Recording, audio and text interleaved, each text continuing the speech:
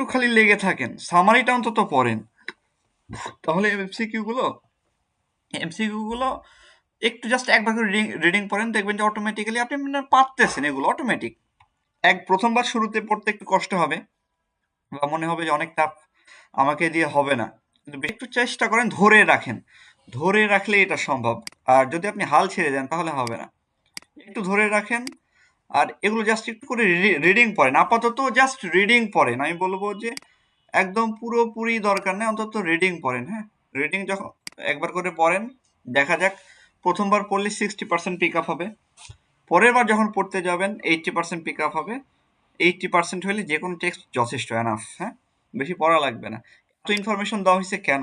আপনাদেরই তো সুবিধার্থে। তাছাড়া আমাদের তো আগের যে সামারিগুলো ছিল ওগুলোই তো যথেষ্ট ছিল, কিন্তু এই যে এত কষ্ট করে এই যে খুঁটিনাটি যে পিক করা, যাতে করে আপনারা কখনো আটকে না যান। হ্যাঁ, যে কোনো জায়গা থেকে প্রশ্ন করুক না কেন, এই যে সামারিটা দেওয়া হয়েছে, যেটা আপনি বাংলাদেশ হোক আর ইন্ডিয়ারই হোক, যে কোনো ওয়েবসাইটে আপনি যদি পরীক্ষা দেন, দেখবেন যে আপনি পারতেছেন অন্তত, বা এই বিষয়ের সাথে আপনি পরিচিত।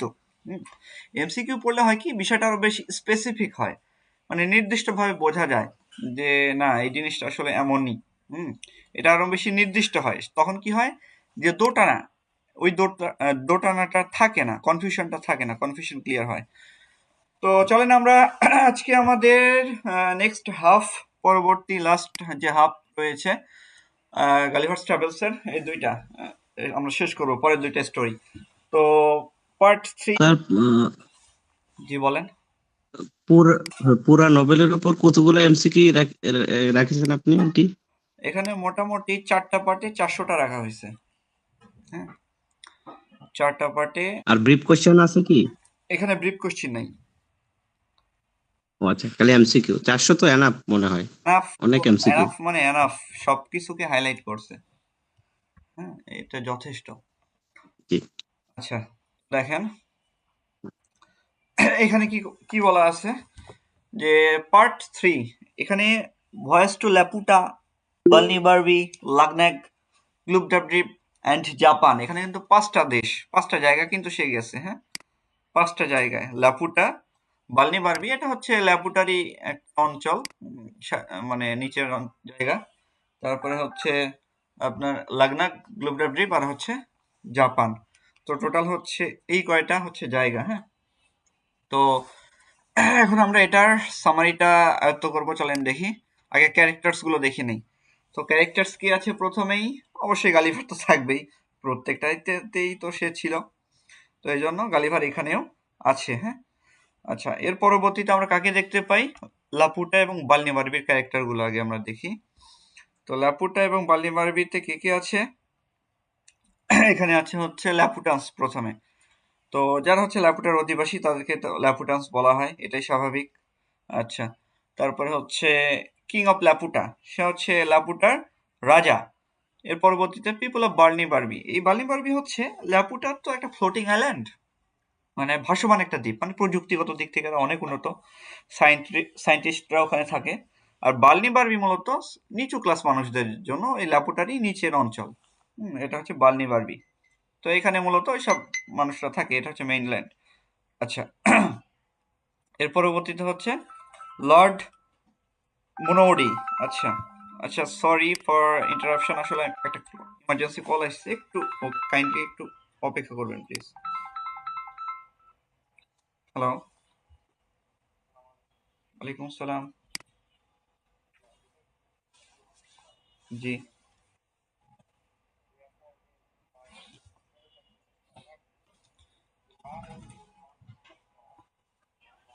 একটু দ্রুত, আমি ক্লাসে ছিলাম তো, একটু দ্রুত বলেন।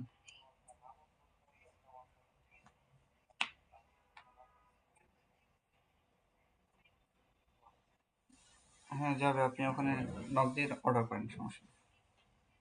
আচ্ছা,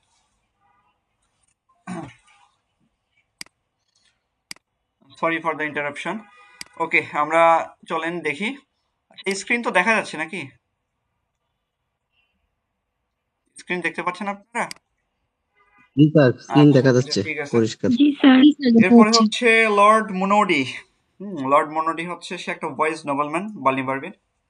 সে মানে ট্রেডিশনাল ক্যারেক্টার, সবকিছুতেই ট্রেডিশনালিজম খোঁজে এবং মানে বলা যায় যে আপনার ল্যাপুটাতে যত হচ্ছে মানে জ্ঞানী পণ্ডিত ছিল তাদের থেকে এই ব্যক্তি আলাদা। সে একটু ট্রেডিশনাল ওয়েতে চাষাবাদ করে, ট্রেডিশনাল ওয়েতে চলে, যার কারণে ল্যাপুটাতে তার কদর নাই। আচ্ছা, এর পরবর্তীতে হচ্ছে প্রজেক্টরস অফ দ্য একাডেমি লাগার্ডো, অর্থাৎ এখানে যারা সায়েন্টিস্ট আছে উল্টাপাল্টা এক্সপেরিমেন্ট করে তাদেরকে বলা হয়েছে। এরপর হচ্ছে গ্লুবডাব ড্রিপ, এটা হচ্ছে গভর্নর অফ গ্লুবডাব ড্রিপ। তো সে হচ্ছে একটা ম্যাজিশিয়ান, জাদুকর। সে বিভিন্ন অনেককে হিস্টোরিয়ান অনেককে নিয়ে আসে, হাজির করে গালিভারের সামনে। স্পিরিটস অফ দ্য ডেড, তো এখানে অনেক আত্মারা আসে। আলেকজান্ডার দ্য গ্রেট আসে, তারপরে হেরোডোটাস আসে, অ্যারিস্টোটল আসে, হোমার, এদেরকে দেখানো হয়। সবাই সবাই সব সবাই আসে। লাগনাগ, লাগনাগের হচ্ছে এটা কিং অফ লাগনাগ, মানে সে হচ্ছে রাজা। এটা মানে সবাইকে ভয় দেখিয়ে শাসন করে। আর স্ট্রালবার্গস, এরা হচ্ছে একটা অদ্ভুত জাতি, এরা হচ্ছে অমর জাতি। হ্যাঁ, এদের যে লেফট আইব্রো এর উপরে রেড ডট থাকে, এরা হচ্ছে অমর জাতি। হ্যাঁ, স্ট্রালবার্গস এটা একটা আলাদা জাতি, লাগনাকে থাকে। এরা ৮০ বছর পরে এদের অফিসিয়ালি মৃত ঘোষণা করা হয় আর এদের সম্পদ কেড়ে নেওয়া হয়। তবে এরা মরে না, এরা ওইভাবেই বেঁচে থাকে, বৃদ্ধ হয়, জরাজীর্ণ অবস্থা হয়। আচ্ছা, জাপান, এখানে অল্প একটু টোন আছে জাপানের। ইম্পেরিয়র অফ জাপান, জাপানের যে রাজা তিনি অনেক বেশি পাওয়ারফুল এবং প্র্যাকটিক্যাল মানুষ। গালিভারকে তিনি হেল্প করেন অবশ্য। জাপানিজ অফিসিয়ালস, তারাও মানে গালিভারকে মানে তারা মানে ক্রিস্টিয়ানিটি অর্থাৎ এটাকে ভয় করে এবং এক কথায় এদেরকে অপছন্দ করে, যার কারণে ক্রিস্টিয়ানিটির যে ক্রসটা এটাকে যে মারায় পা দিয়ে তাকে এরা পছন্দ করে। আচ্ছা, এখন আমরা চলে যাব সরাসরি স্টোরিতে। হ্যাঁ, প্রথম অধ্যায়, এখানে টোটাল 11টা অধ্যায় আছে এই ট্রাভেলস টু লাপুটা গ্লুবডাবড্রিপ বার্নিং বারবি এটাতে। তো আমরা 11টা অধ্যায় একটু শর্টে বলবো যাতে বেশি সময় না লাগে, ইনশাল্লাহ হাইলাইট করব। তো চলেন দেখি। প্রথম অধ্যায়, লেখকের তৃতীয় যাত্রা শুরু, জলদস্যুদের কবলে পড়া এবং উড়ন্ত দ্বীপ লাপুটাতে গালিভারের আগমন। আচ্ছা, তো কি হয়, তৃতীয় যাত্রার প্রেক্ষাপট মানে এটা পটভূমি যেটা সেইটা। তো ইংল্যান্ডে কি হয়, মানে ফেরার পরে 10 দিন পরেই ক্যাপ্টেন উইলিয়াম রবিনসন, এবার কোন ক্যাপ্টেন, উইলিয়াম রবিনসন, এটা কিন্তু আবার রবিনসন ক্রুসো ভাইবেন না কিন্তু, এটা হচ্ছে আলাদা ক্যাপ্টেন। হ্যাঁ, ক্যাপ্টেন উইলিয়াম রবিনসন। তো সে কি করে, তার জাহাজে, হোপওয়েল জাহাজের নামটা আর কি। তো 3rd নাম্বার জাহাজের নামটা কি ছিল, হোপওয়েল। হ্যাঁ, এইটা মনে রাখবেন। তো জাহাজে প্রস্তাব দেয়। তো যাই হোক, গালিভার তো তার তো নেশা ছিলই, সে পরবর্তীতে রাজি হয় যে ঠিক আছে যাব, এবং তারা বের হয়। জলদস্যুদের আক্রমণ ও ডাচ নাবিকের নিষ্ঠুরতা। তো তারা যখন বের হচ্ছে, তো দুইটা দল, একটা হচ্ছে জাপানি আর একটা হচ্ছে ডাচ। তো এই দুইটা দলে জলদস্যু এরা মূলত আক্রমণ করে। তো ডাচরা মানে ইউরোপীয়, তো ওরাই তো ইউরোপীয় আর নেদারল্যান্ডস যার যে অধিবাসী ওদেরকে ডাচ বলা হয়। হ্যাঁ, তো ডাচরা ইউরোপীয়। গালিভার তাদের কাছে সাহায্য প্রার্থনা করে, বাট গালিভারকে ওরা ভালো করে ইয়ে করে না। তো জাপানি যে ডাকাত ছিল সে গালিভারকে প্রাণে মারে না, যাই হোক ছেড়ে দেয়। তো সমুদ্র একা গালিভার এবার কি করে, একটা ডিঙ্গি নৌকা যেহেতু ছেড়ে দেওয়া হয়, কেন কেন মানে হচ্ছে ছোট নৌকা, এটাতে করে ছেড়ে দেওয়া হয় এবং গালিভার কিছু খাবার সহ ঘুরে বেড়ায়। তো কোন রকম সে একটা পাথরের দ্বীপ, একটা দ্বীপে এসে ওঠে এবং সেখানে মানে কোনো মানুষ ছিল না, হতাশ হয়ে থাকে, কোন রকম পাখির ডিম এটা ওটা খেয়ে বেঁচে থাকে। উড়ন্ত দ্বীপ লাপুটা। তারপরে হঠাৎ সে আকাশে কি করতে পায়, একটা অন্ধকার দেখতেছে, আকাশে অন্ধকার হয়ে আসতেছে।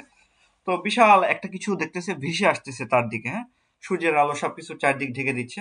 তো এটা একটা উড়ন্ত দ্বীপ, উড়ন্ত একটা পাথরের দ্বীপ, উপরে একটা দ্বীপ। এটা অনেক টেকনোলজির সমৃদ্ধ একটা দ্বীপ। তো গালিভার দেখে এবং উপরে দেখে সে সাহায্য প্রার্থনা করে এবং উপরে যারা ছিল ওরা কি করে, ওই যে শিকলে বাঁধা একটা আসনে করে গালিভারকে উপরে টেনে নেয়, গালিভারও উপরে চলে যায়। তো এরপরে কি হয়, দ্বিতীয় অধ্যায় শুরু হয়। দ্বিতীয় অধ্যায় কি হয়, ল্যাপুটাবাসীদের মেজাজ ও স্বভাবের বর্ণনা, তাদের বিদ্যা ও রাজদরবারের বিবরণ। তো ল্যাপুটাবাসীদের অদ্ভুত শারীরিক গঠন। তো ল্যাপুটাবাসী যখন সে উপরে উঠলো তখন দেখতে পাইলো যে ল্যাপুটার মানুষরা এরা আসলে মানুষের থেকে আলাদা। এদের আকৃতি কেমন, এদের যে মাথা এটা ডান এবং বাম দিকে হেলে থাকে, ডান অথবা বাম দিকে যে কোনো একদিকে হেলে থাকে। আর এদের যে চোখ একটা থাকে ভেতরের দিকে উল্টানো, মানে ভেতরের দিক করা, বাইরের দিক করা না, আর অন্যটা আকাশের দিকে, জেনিথ পজিশন আর কি, আকাশের দিকে থাকে। আর তাদের পোশাকে কি থাকে, সূর্য, চন্দ্র, তারা, বিভিন্ন বাদ্যযন্ত্রের ছবি আঁকা থাকে। এই জিনিসটা মনে রাখবেন, হ্যাঁ, এটা ল্যাপুটার অধিবাসীদের পোশাকে আঁকা থাকে। আচ্ছা, ফ্ল্যাপার বা চপেট আঘাত তো কি করে, এই প্রত্যেক মানে ল্যাপুটার মানুষেরা এটি মূলত সায়েন্টিস্টরা বেশিরভাগ থাকে, হ্যাঁ, এরা নিজেদেরকে খুব ব্যস্ত মনে করে। এরা এতটাই ব্যস্ত যে কথা বলে, কি বলে না বলে ঠিক পায় না। রাস্তা দিয়ে হাঁটে, দেখা যাচ্ছে যে হাঁটতে গেলেও এরা ভাবে। এমন কিছু মানুষ আছে না আমাদের সমাজে, যে অনেক গুরু গম্ভীর ভাব দেখায়, সবসময় ভাবুক চিন্তিত একটা অবস্থায় থাকে, কিন্তু ওরা আসলে ফাঁপা। তো গ্যালিভার এই দ্বারা আপনার হচ্ছে ইংল্যান্ডের রয়্যাল সোসাইটি, হ্যাঁ, ওরা বিভিন্ন সায়েন্টিফিক ডিসকভারি করতো, তাদেরকে স্যাটায়ার করছে। তো ওরা অনেক মানে নিজেদেরকে আপার ক্লাস মনে করতো, কিন্তু আদৌ ওই রকম ওরা না। তো যাই হোক, এখানে কি করা হইতো, ওরা একটা করে মানে চাকর, ভৃত্য মানে চাকর রাখতো, এবং ওই চাকররা কি করতো, একটা ফোলানো একটা থলি মানে থাকতো, লাঠির উপরে বাঁধা, হ্যাঁ, থলি। তো ওইটা দিয়ে যখন ওই প্রয়োজন হইতো, মনিবকে জাগায় দিত যে সামনে হয়তো গর্ত আছে, আপনি পড়ে যাবেন, ভালো করে হাঁটেন, তখন ওই মনিব সচেতন হইতো। এইভাবে প্রত্যেকে একটা করে ভৃত্য রাখতো, ঠিক আছে। মানে বড় লোকেরা কি করতো, ওই যে চাকর বাকর সাথে রাখতো, পণ্ডিতেরা সহকারী হেল্পার রাখতো তাদেরকে হেল্প করার জন্য। এটা হচ্ছে তার মেসেজ, হ্যাঁ, ইউরোপিয়ানদের, বিশেষ করে ইংল্যান্ডের রয়্যাল সোসাইটির। আচ্ছা, রাজার সাথে গালিভারের সাক্ষাৎ। তো এরপরে কি হয়, গালিভারকে রাজপ্রাসাদে নিয়ে যাওয়া হয় এবং দেখে যে রাজা মানে গণিতে মগ্ন। এই যে ল্যাপুটানসরা, এরা আবার সবকিছু করে গাণিতিক হিসেবে, গণিত নিয়ে খুবই ব্যস্ত ওরা, গণিত নিয়ে ব্যস্ত, আবার সঙ্গীতও পছন্দ করে। তো যাই হোক, ওই মানে রাজা গণিত চর্চা করতে এতটাই ব্যস্ত যে গালিভার তার সাথে গিয়ে মোটামুটি 1 ঘন্টা পরে তার সাথে দেখা করতে সক্ষম হয়। তো যাই হোক, এর পরবর্তীতে ওই যে ফ্ল্যাপার যে ভৃত্য ছিল, সেও রাজার ওই থলি দিয়ে আঘাত করে বলে যে আপনার সাথে একজন দেখা করতে আসছেন। তো তারপরে রাজা গালিভারের যে অস্তিত্ব, এটা সে টের পায়। তো যাই হোক, এদের সব যে আয়োজন, সবকিছুই গণিত, সঙ্গীত, ঘরবাড়ি সবকিছুতেই যে ম্যাথের যে একটা প্রভাব, এটা পাওয়া যায়। তার রুটি কাটতো সিলিন্ডারের আকৃতিতে, মাংস কাটতো ত্রিভুজ বা রম্বসের আকৃতিতে, এরকম। গণিত ও সঙ্গীতের প্রতি উন্মাদনা। তো ল্যাপুটাবাসীরা আসলে সঙ্গীত এবং গণিত ছাড়া কিছুই বোঝে না, এই জিনিসটা মনে রাখবেন, যে এরা গণিত এবং সঙ্গীতের প্রতি খুবই আকৃষ্ট। আচ্ছা, কোনো নারী সৌন্দর্য পরিমাপ করতে গেলেও তারা ওই রকম, ওই যে বৃত্ত, সমান্তরাল, উপবৃত্ত, এরকম শব্দগুলো ব্যবহার করে। এখানে সব জায়গাতেই এরা হচ্ছে এই গাণিতিক দক্ষতা দেখায়। আকাশমণ্ডলী নিয়ে অহেতুক আতঙ্ক। আচ্ছা, এরা মনে করতো যে এই যে আকাশ, এই যে এটা একদিন ধ্বংস হয়ে যাবে, আর এই জন্য তারা ঠিক মতো ঘুমাইতো না। মানে উল্টাপাল্টা চিন্তা তাদের মাথায় সবসময় ঢুকেই থাকতো। আবার তারা সকালেই সূর্যের স্বাস্থ্য নিয়ে আগে করতো, যে সূর্যের স্বাস্থ্য এখন কেমন আছে, বা সূর্য এখন আজকে কেমন, এরকম এরকম তারা অহেতুক চিন্তা ভাবনা করতো। ল্যাপুটার নারী সমাজ সম্পর্কে বলা হয়েছে, এরা অনেকটা চঞ্চল প্রকৃতির ছিল এবং এরা পরকীয়ায় লিপ্ত ছিল। কিরকম দেখেন, এটা দ্বারা সরাসরি ইউরোপের আপার ক্লাস মানুষদেরকে স্যাটায়ার করা হয়েছে। ল্যাপুটার মেয়েরা কি করতো, নারীরা, উচ্চ বর্গীয় যারা স্ত্রীরা, এরা এদের যে চাকর বাকর বা দেখাচ্ছে যে সমাজের লোয়ার শ্রেণী, এদের সাথে সম্পর্ক তৈরি করতো গোপনে। ঠিক তেমনি ইউরোপের, বিশেষ করে ইংল্যান্ডের যেসব এই যে রয়্যাল সোসাইটি, যেসব সায়েন্টিস্টরা ছিল, আপার ক্লাস যেসব মানুষরা ছিল, এরা তো নিজেদেরকে মহান ব্যস্ত মনে করতো, এই কারণে ওয়াইফদের সময় দিতে পারতো না। তখন কি করতো, এদের ওয়াইফরা কি করতো, এই যে ভৃত্য, চাকর বাকর, নিচু শ্রেণীর মানুষদের সাথে সম্পর্ক গোপনে পরকীয়া লিপ্ত হইতো। আর এই যে লাপুটা নারী সমাজ, এরা কি করতো, এরা ওই যে মানে বিশ্রী কুশ্রী দেখতে ওইসব, মানে ওদের সাথেই, তাও কারণ ফিজিক্যাল যে একটা ডিমান্ড, এটা তো প্রয়োজন, তো এই জন্য ওদের সাথে সময় এরা অতিবাহিত করতো। বিশেষ করে তারা ওই যে লাপুটা থেকে নিচে বালনি বারবিতে নেমে আসতো, চলে আসতো, যে তাও আমরা এই জিনিসটা চাই, এইরকম।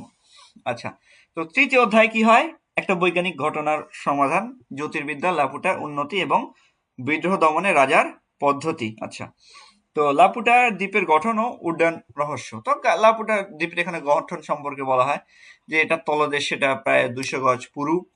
এটা মজবুত অ্যাডামেন্ট, মানে এটা একটা হীরার মতো একটা শক্তিশালী পাথর দিয়ে এটা তৈরি, তলদেশটা। এবং এর ঠিক মাঝখানে একটা মানে জ্যোতির্বিদ্যার একটা মানে বিশাল একটা গুহা আছে, হ্যাঁ, যেটা একটা চৌম্বক শক্তি বসানো আছে, মানে চৌম্বকের দ্বারা পরিচালিত হয়, সোজা কথা। এটা উড্ডয়ন পদ্ধতি সম্পর্কে বলা আছে যে এই যে চৌম্বকটা, এটা এক প্রান্ত কি পৃথিবীকে আকর্ষণ করে, আরেক প্রান্ত কি পৃথিবীকে বিকর্ষণ করে। তো এইভাবে একটা ভারসাম্য করে এটা চলে, এটা ভেসে থাকে। আচ্ছা, জ্যোতির্বিদ্যার উন্নতি। তো লাপুটার জ্যোতির্বিদ্যা এটা বর্তমান পৃথিবী থেকে অনেক বেশি উন্নত। কেমন? ওরা যে টেলিস্কোপ আবিষ্কার করছে এটা এতটাই বেশি শক্তিশালী যে মঙ্গলের দুইটা নতুন ছোট উপগ্রহ এরা আবিষ্কার করে ফেলছে। মানে ল্যাপুটা থেকে ওরা মঙ্গল গ্রহে টেলিস্কোপ ধরে, এবং ওর মধ্যকার ছোট ছোট যেসব আপনার হচ্ছে উপগ্রহ কোথায় কোনটা আবিষ্কার হচ্ছে না হচ্ছে, এগুলো তারা ওটা টোটালি নিজেদের পর্যবেক্ষণে রাখে। এরা এতটাই শক্তিশালী, পৃথিবীর থেকে এরা এগিয়ে আর কি, এভাবে তুলনা করছে। এছাড়াও আরো যা যা কিছু আছে সবকিছু এরা গণনা করে, তার শক্তিশালী টেলিস্কোপ দিয়ে এরা আকাশ মানে পর্যবেক্ষণ করে। বিদ্রোহ দমনে উড়ন্ত দ্বীপের ব্যবহার, অর্থাৎ ল্যাপুটার ব্যবহার। তো বিদ্রোহ দমনে এরা কি করে? এরা দুইটা পদ্ধতি ব্যবহার করে। এক হচ্ছে মৃদু পদ্ধতি। মৃদু পদ্ধতিতে কি করা হয়, যে এই যে ভাসমান দ্বীপটা, যে শহর নিচের যে শহরটা, আপনার হচ্ছে যে সাপোজ লাপুটা তো মানে হেড, বিষয়টা হচ্ছে এমন, ধরেন আমাদের বাংলাদেশ, হ্যাঁ, বিষয়টা হচ্ছে এমন যে আমাদের বাংলাদেশের উপরে স্থলভাগের উপরে একটা কৃত্রিম একটা দ্বীপ তৈরি করা হয়েছে। তো ওই দ্বীপে থাকে হচ্ছে বাংলাদেশ সকল মন্ত্রী মিনিস্টার, এরা সবাই থাকে, প্রধানমন্ত্রী এরা থাকে। তো দেখা যাচ্ছে কোন একটা শহর, দেখা যাচ্ছে বলে দিলাম যে বরিশাল, বরিশাল শহরটা বিদ্রোহ ঘোষণা করতেছে, তখন বরিশালের উপরে কি করে, ওই যে মেইন যে ভাসমান দ্বীপ ওইটা নিয়ে যে বরিশালের উপরে ধরে, এতে করে রোদ বৃষ্টি ঠেকিয়ে দেয়। তো এই ল্যাপুটা তাই করে। ল্যাপুটা কি করে, ওই বাল্নি মার্বির উপরে ওরা ওই কি করে রোদ বৃষ্টি ঠেকিয়ে দেয়। আবার দেখা যাচ্ছে কি করে, রোগ টোক ছড়ায়, দুর্ভিক্ষ, এতে করে যেহেতু রোদ বৃষ্টি কমে যাচ্ছে, রোগ টোক তো ছড়াবে, এটাই স্বাভাবিক। আচ্ছা, এরপরেও দেখা যাচ্ছে তারা যদি বিদ্রোহ মানে এটা ঠিক না হয়, তখন কি করে, ওই শহরটার উপরে কি করে, তখন ওই যে উপরের দ্বীপটা থাপ করে ফেলে দেয়, এতে করে সম্পূর্ণ শেষ হয়ে যায়।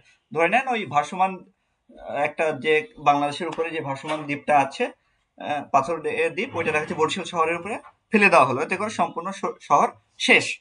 মানে এরকম সিস্টেমটা হচ্ছে এমন, হ্যাঁ। তো অর্থাৎ বালি মারবিটাও কারা মূলত পরিচালনা করে, লাপুটা পরিচালনা করে, হ্যাঁ। আচ্ছা, এরপরে কি, লিন্ডানিনো শহরের বিদ্রোহ। তো এটা হচ্ছে এমন একটা শহর, মোটামুটি 3 বছর আগে গালিভার এখানে যখন আসছিল তার 3 বছর আগে এই শহরটা বিদ্রোহ করে। তো রাজা এই শহরটাকে শাস্তি দিবে, তো এই জন্য সে একটা শহরের চারদিকে কি করে, একটা 4টা টাওয়ার বানায়। এবং এটা চুম্বক, হ্যাঁ, এটা কি করে যে চুম্বকের কারণে টাওয়ারটাকে ধরে মানে কি করে যে আকৃষ্ট করে। পরবর্তীতে যাই হোক, যেহেতু মানে ভাসমান দ্বীপটা নিচের দিকে আসতেছিল, পরবর্তীতে রাজাই তাদের দাবি সকল মেনে নেয়, এবং এখানে রাজতন্ত্রে একটু পরাজিত হয় আর কি, এই শহরটায় বিদ্রোহের কারণে। চতুর্থ অধ্যায় কি হয়, লাপুটা ত্যাগ, বাল্নিবার্বিতে আগমন, রাজধানী লাগাদো এবং লর্ড মুনডির আতিথেয়তা। তো লাপুটা ত্যাগ এবং বালিমারবিতে আগমন। তো এরপরে কি হয়, তো গালিভার লাপুটাতে 2 মাস থাকার পর মানে প্রচন্ড পরিমাণে সে ক্লান্ত হয়ে পড়ে, এবং সেখানকার মানুষজন সঙ্গীত এগুলো ছাড়া যেহেতু কিছুতেই তারা আকৃষ্ট নয় বা আগ্রহী নয়, এই জন্য তার আর ভালো লাগে না, যে না চলে যাই। তো গালিভারেও যে একমাত্র যে বন্ধু ছিল, লর্ড মোনডি, মহান লর্ড, তো সে কি করে, তার পারমিশন নেয় এবং তার বলে যে আমি এখান থেকে চলে যাইতে চাই। তো পরবর্তীতে এক শিকলের সাহায্যে তাকে বালিমারবিতে নিচে এখানে নামিয়ে দেওয়া হয়, হ্যাঁ। তো রাজধানী লাগাদো, তো বালিমারবির রাজধানীর নাম কি, লাগাদো, হ্যাঁ। তো এর শোচনীয় অবস্থা। তো গালিভার বালিমারবির রাজধানী লাগাদোতে পৌঁছায়। তো শহরটি লন্ডনের শহর বলছে যে প্রায় মানে অর্ধেক, কিন্তু এর অবস্থাটা করুন, এটার মাটি অনেক বেশি উর্বর, কিন্তু এটা সবসময় বিশৃঙ্খলা, ঘর বাড়ি জীর্ণ একটা অবস্থা, মানে একটা করুণ অবস্থা এটা বর্ণনা করা হয়, হ্যাঁ। এরপর কি, লর্ড মোনডি। আচ্ছা, তো এরপরে কি হয়, যে গালিভার লর্ড মোনডির প্রাসাদে সে কি করে, আতিথেয়তা গ্রহণ করে। তো মোনডি অনেক বেশি বিচক্ষণ, কিন্তু ওই যে যারা পণ্ডিত ব্যক্তি ছিল এরা ওকে পছন্দ করতো না, হ্যাঁ। তো এই জন্য গালিভারকে সাথে নিয়ে সে তার গ্রামের বাড়িতে চলে যায়, এবং গালিভার দেখে যে এই যে এখানকার যে মানুষজন এরা ভুলভাবে চাষাবাদ করতেছে, যার কারণে এখানে একটা যে দুর্ভিক্ষের একটা অবস্থা এটা তৈরি হচ্ছে। কিন্তু মোনডির বাড়িতে গিয়ে সে দেখে চাষাবাদ ঠিকঠাক হচ্ছে। মানে কি, মোনডি ঠিকঠাক ওই যে পুরাতন পদ্ধতিতেই সে চাষাবাদ করতেছে, নতুন পদ্ধতিতে নয়, সায়েন্টিফিক টেকনোলজি সে ব্যবহার করে নাই। উল্টাপাল্টা জমি থেকে এইভাবে ভাগ করা লাগবে, তারপরে এইভাবে চাষাবাদ করা লাগবে নতুন পদ্ধতিতে। তো এর মাধ্যমে তৎকালীন সায়েন্টিফিক যে ডিসকভারি হচ্ছিল, কিছু উল্টাপাল্টা অনেক ডিসকভারি হচ্ছিল, যেগুলো কিনা মানুষের টোটাল মানে লাইভলিহুডটাকেই একটা বিপর্যস্ত করে তুলতেছিল। তো ওইটার স্যাটায়ার করা হয়েছে এখানে। তো লাগাদর একাডেমি অফ প্রজেক্টস। তো এরপরে মনোডি কি করে, গালিভারকে বাল্নিবার্বির যে মানে দুর্দশার মূল যে কারণ এটা সে ব্যাখ্যা করে এবং বলে যে প্রায় 40 বছর আগে কিছু লোক ল্যাপুটা থেকে ফিরে আসে এবং তারা অনেক বেশি বিজ্ঞান ও গণিতের চর্চা করছিল।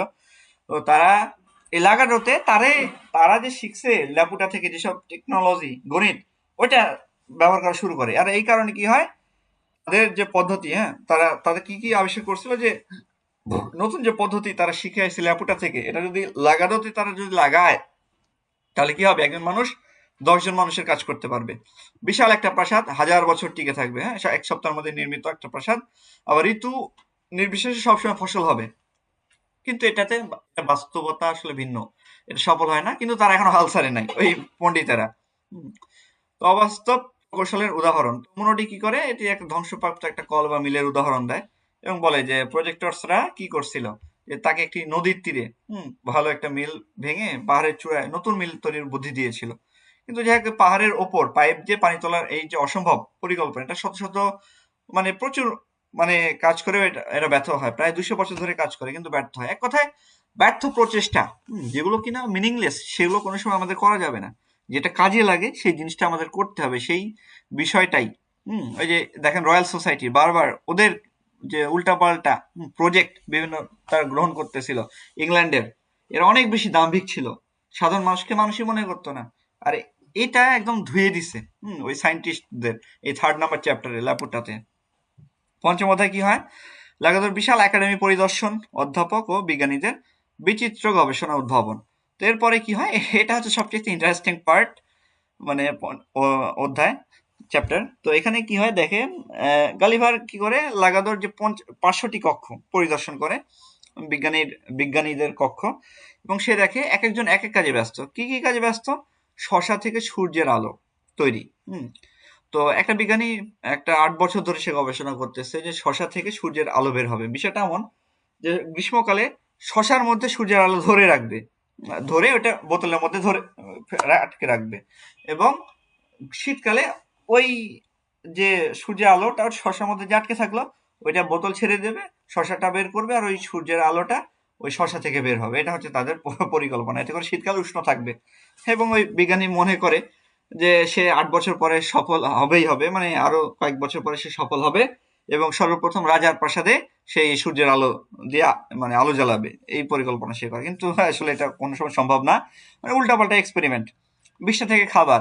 আরেক বিজ্ঞানী দেখে যে সে মলের মধ্যে বসে থেকে অনেক পরীক্ষা করতেছে। কেমন পরীক্ষা, সে বলতেছে, কালিভার বলে যে আপনি এর মধ্যে কেন, তখন বলে যে আসলে এই যে আমরা মানুষ যে খাবার খায়, খাবার খাওয়ার পরে কি হয়, মানুষ মল ত্যাগ করে, খাবারটা মল হিসেবে ত্যাগ করে। এখন এই মলটাকে পুনরায় খাবার মানে উপযোগ্য করে তোলা অবশ্যই সম্ভব। সেই সেই ইয়েটাই সে প্রজেক্ট সে কাজ করতেছে, যেগুলো হচ্ছে টোটালি উল্টা পাল্টা, জীবনে সম্ভব না।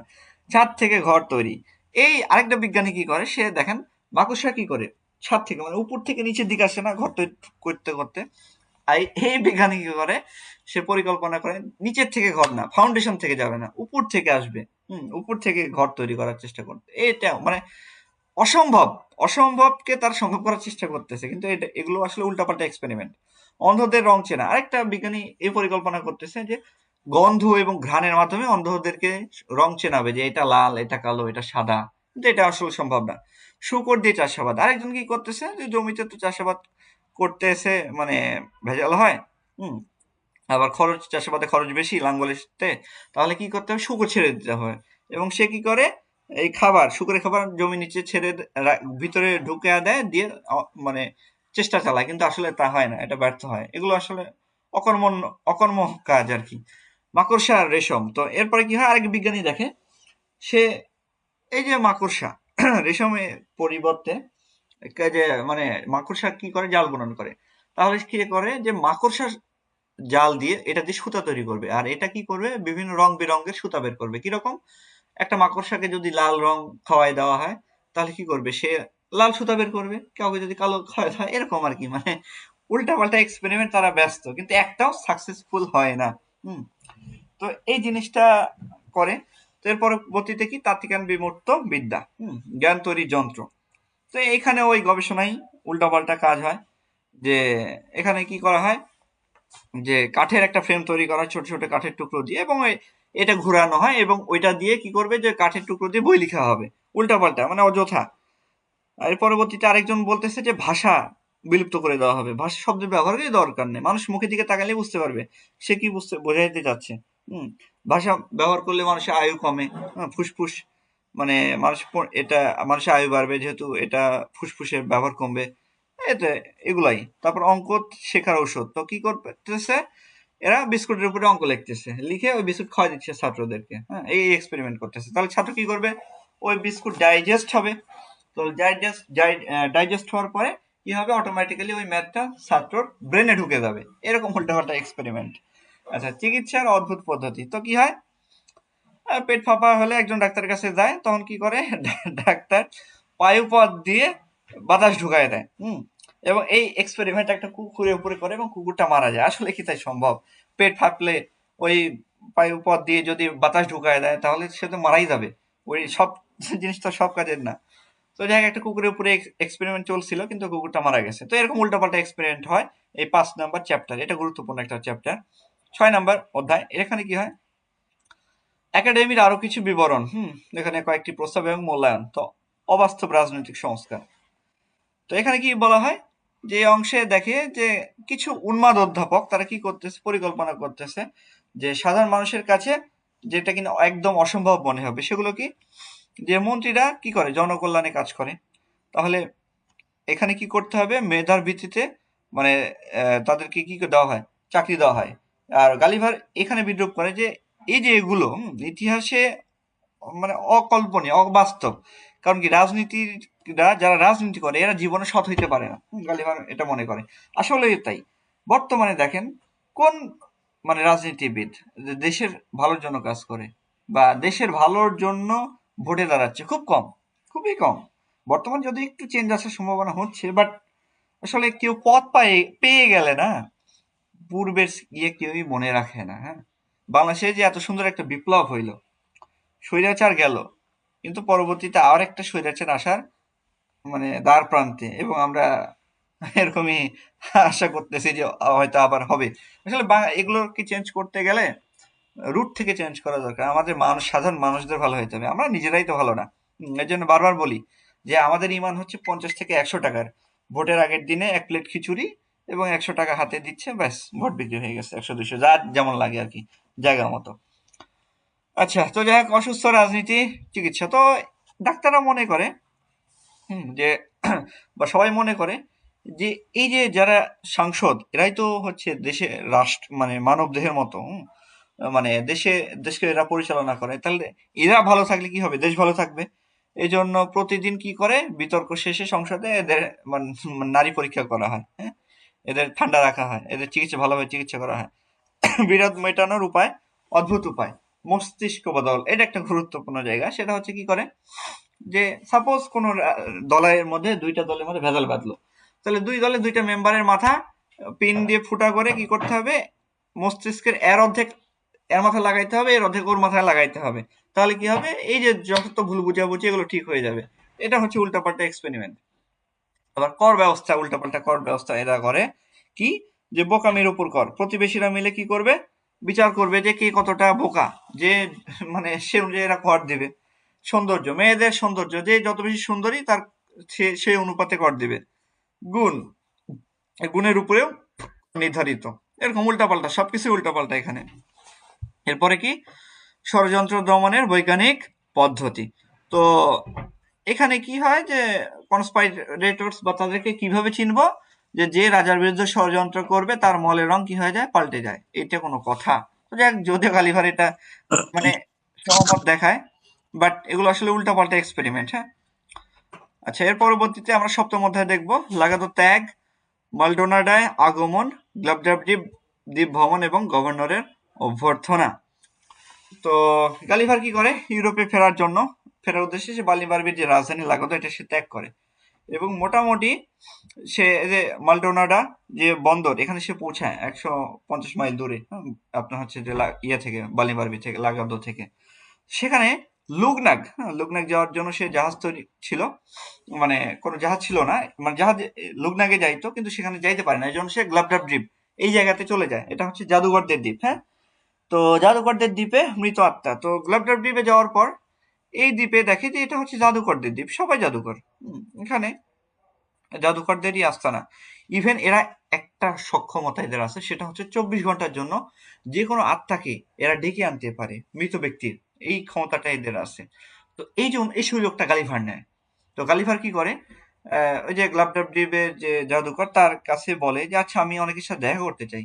তখন কার কার সাথে দেখা করে? Alexander the great, Hannibal, Caesar, Pompey, Herodotus, তারপরে হচ্ছে আপনার এই যে আহ এই যে অ্যারিস্টটল, এদের সবার সাথে দেখা করে। অনেক বিখ্যাত বিখ্যাত যারা ছিল সবার সাথে দেখা করে। আলেকজান্ডার দ্য গ্রেটের মৃত্যুর বিষয়ে সে জানতে চায়। মৃত্যুর বিষয়ে বলা হয় যে সে কি করছে, যে তাকে বিষ প্রয়োগে মারা হয়েছে। কিন্তু বরং আলেকজান্ডার দ্য গ্রেট বলে যে আমাকে কি করা হয়েছে, মানে অতিরিক্ত মদ্যপানের ফলে আমি মারা গেছি, এমনটা আলেকজান্ডার গ্রেট বলে। মানে এটা সুইফট মানে প্রকাশ করতেছে আর কি গালিভারের মাধ্যমে। তো হানিবাল সে মূলত যে কি করছিল তার সম্পর্কে বলা আছে যে সে কি করছিল, আল্পস পর্বতমালা অতিক্রম করার সময় সে পাথরের উপরে ভিনেগার দিছিল, যার কারণে পাথর গলে রাস্তা হয়ে গিয়েছিল। কিন্তু এটা টোটালি মিথ্যা, এটা হানিবাল বলে। আচ্ছা, সিজার পম্পেই, মানে সিজার কি করে, পম্পে মানে ইয়ার ব্রুটাসের যে দেশপ্রেম এটার প্রতি সে গর্ববোধ করে। আচ্ছা, এইভাবে আর কি হয়। এবং অষ্টম অধ্যায়ে গিয়ে কি হয়, আরো কিছু আসে, যেমন হচ্ছে হোমার, অ্যারিস্টটল। তো এইখানে কি হয় দেখেন, যে হোমার এবং অ্যারিস্টটল, এদের সম্পর্কে ভুলভাল লেখা হয় এবং এদের পেছনে প্রচুর যুগে যুগে থাকা যত লেখক সবাই চুপচাপ মাথা নিচু করে দাঁড়ায় থাকে। এবং হোমার আর অ্যারিস্টটল বলে এরা যা লিখছে আমাদের সম্পর্কে সব ভুল, আমাদের যত ব্যাখ্যা করছে এরা সব হচ্ছে ভুল, যার কারণে এরা লজ্জায় এরা মুখ লুকিয়ে রাখে।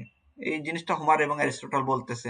হেরোডোটাসকে ডাকা হয়, হেরোডোটাস বলে যে আমি যত কিছু লিখছি আমার হিস্ট্রি, ইতিহাসের জনক, সেগুলোর ভুল ব্যাখ্যা এরা করছে।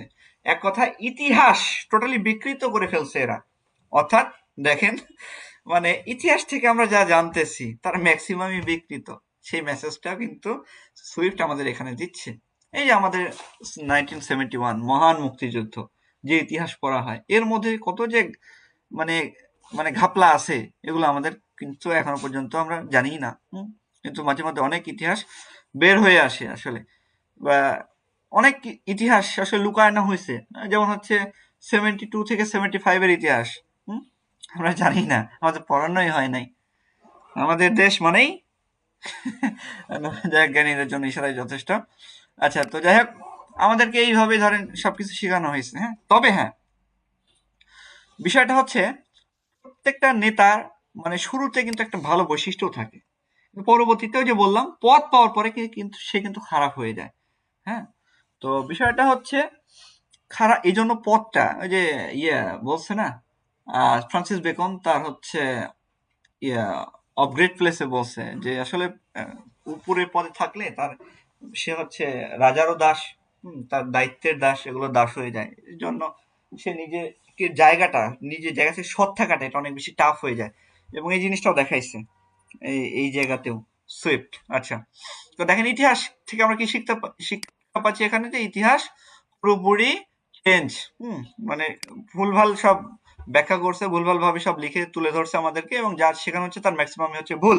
এই জিনিসটা হেরোডোটাস পর্যন্ত এসে বলে যায়, অ্যারিস্টটল বলে যায়। তো তারপর হচ্ছে জেনোফোন, অ্যারিস্টটলের যে শিষ্য, সেও বলে যায়।